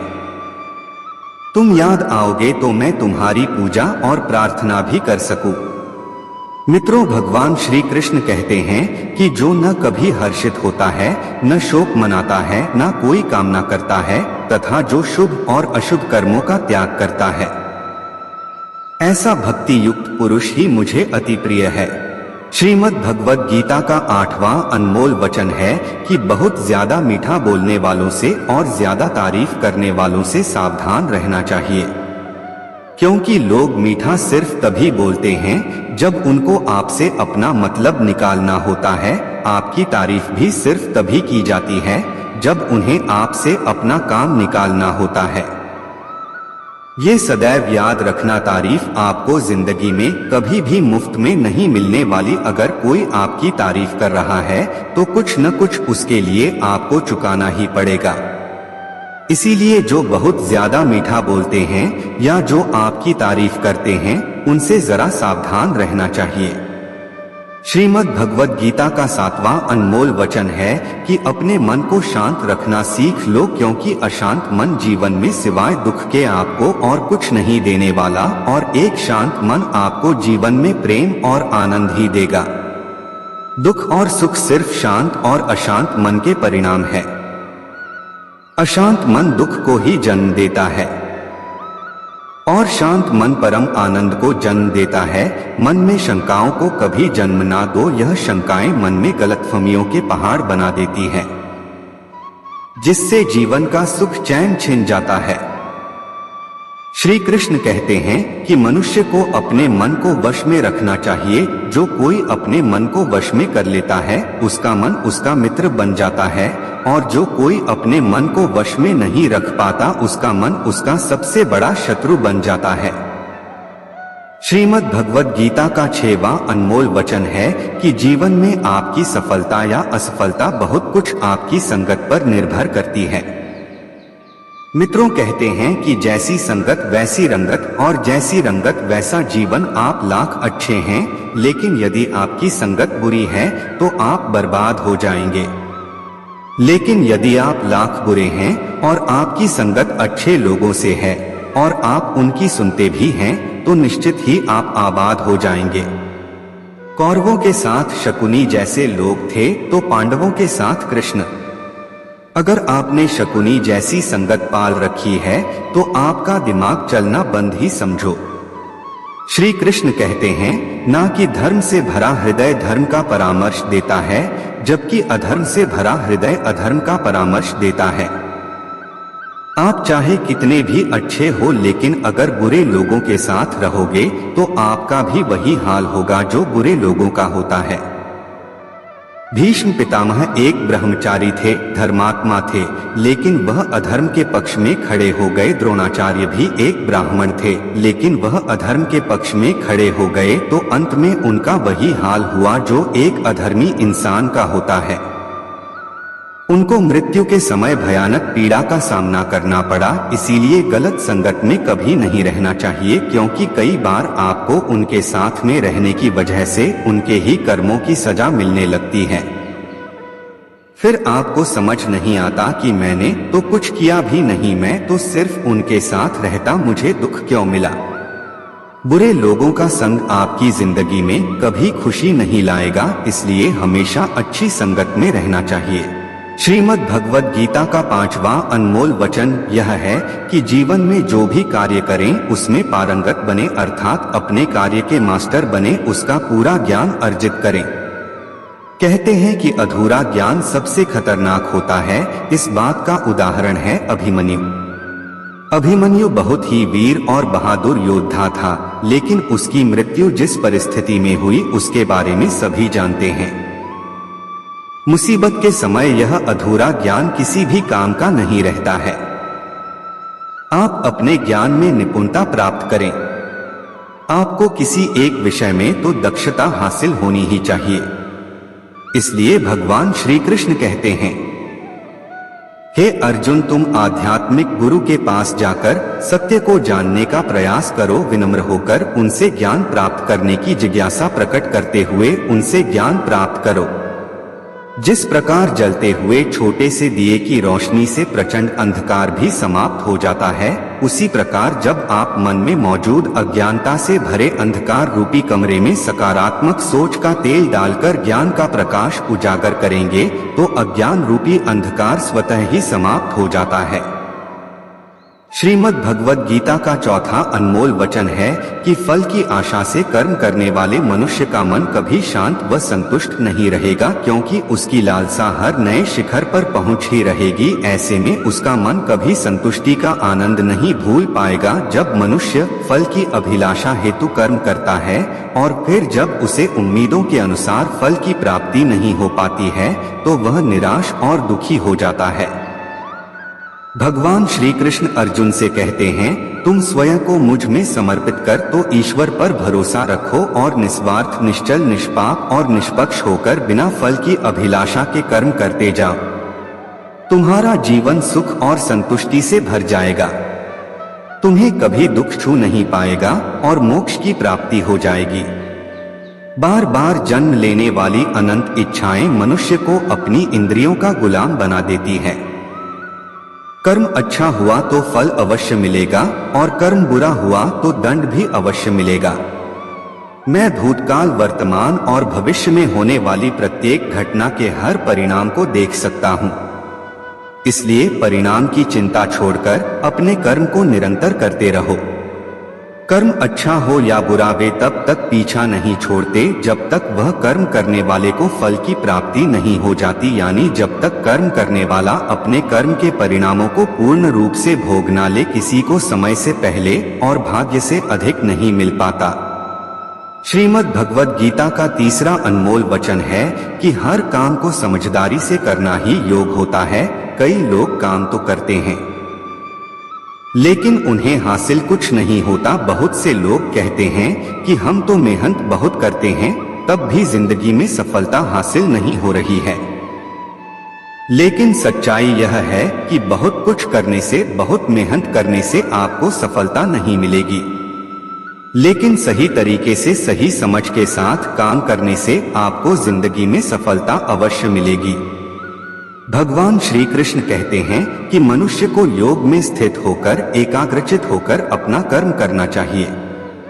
मन को एकाग्र करने से मनुष्य को सही और गलत कार्य में अंतर समझ में आने लगता है, जिससे मनुष्य सही मार्ग का अनुसरण करके अपना जीवन सफल बना सकता है।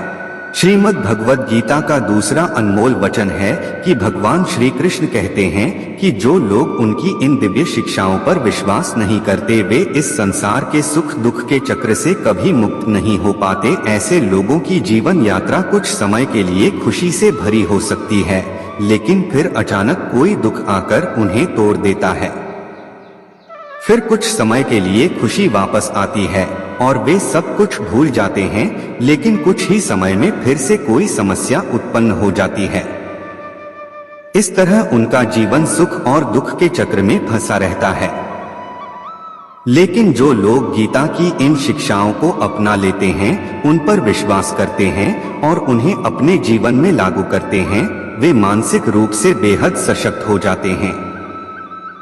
जीवन की समस्याएं उनके मन पर उतना असर नहीं डालती। ऐसे व्यक्ति हर छोटे दुख में दुखी नहीं होते और न ही छोटी छोटी खुशियों में खुद को खो देते हैं। भगवद गीता का असली संदेश यही है कि हमें जीवन के हर सुख और दुख का सामना कैसे करना चाहिए। यह हमें सिखाती है कि संतुलित मन और धैर्य के साथ हर परिस्थिति में जीने की कला कैसे विकसित की जा सकती है। गीता की शिक्षाओं को मानने वाला व्यक्ति इस संसार के उतार चढ़ाव से प्रभावित हुए बिना शांति और स्थिरता के साथ जीवन व्यतीत करता है। भगवद गीता में श्री कृष्ण कहते हैं कि जीवन का एकमात्र उद्देश्य परोपकार और भक्ति करना है। जरूरतमंद की निस्वार्थ मदद करना है। जो व्यक्ति निरंतर और अविचलित भाव से भगवान के रूप में मेरा स्मरण करता है, वह मुझे अवश्य ही पा लेता है। अगर कोई आपके साथ बुरा करता है तो आपको उसके लिए चिंतित नहीं होना चाहिए, क्योंकि कर्म और समय उसका हिसाब खुद ही कर देगा।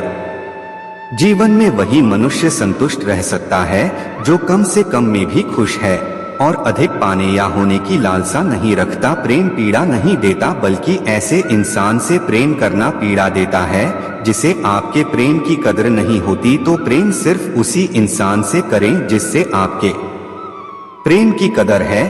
जहां आपको यह एहसास हो जाए कि आपके प्रेम की, आपकी भावनाओं की कदर नहीं है, वहां से आप कृपया करके खुद को दूर ही रखें। मित्रों, आशा है इस वीडियो से आपको बहुत कुछ सीखने को मिला होगा। अगर आपको हमारा यह प्रयास पसंद आया हो तो कृपया वीडियो को लाइक करें और अधिक से अधिक परिजनों के साथ इसे शेयर करें। मित्रों, आज के वीडियो को यहीं पर विराम देते हैं। अगर आपको ये वीडियो पसंद आया हो कृपया लाइक अवश्य करें और अपने दोस्तों और रिश्तेदारों को भी शेयर करें। साथियों, इस वीडियो से आपको क्या सीख मिली ये कमेंट करके अवश्य बताना। मुझे आपके कमेंट्स का इंतजार रहता है और मैं आपके हर कमेंट का जवाब देने का प्रयास करता हूँ। साथियों, अगर आपको वीडियो पसंद आया हो तो कृपया कमेंट बॉक्स में जय श्री राधे, जय श्री कृष्णा अवश्य लिख दें। साथियों, अगर आपको वीडियो से कुछ सीखने को मिला हो तो हमारा चैनल लाइक, शेयर व सब्सक्राइब करना न भूलें। आप हमेशा स्वस्थ रहें, खुश रहें व मस्त रहें, यही प्रभु से प्रार्थना है। जय जय श्री राधे, जय जय श्री कृष्णा।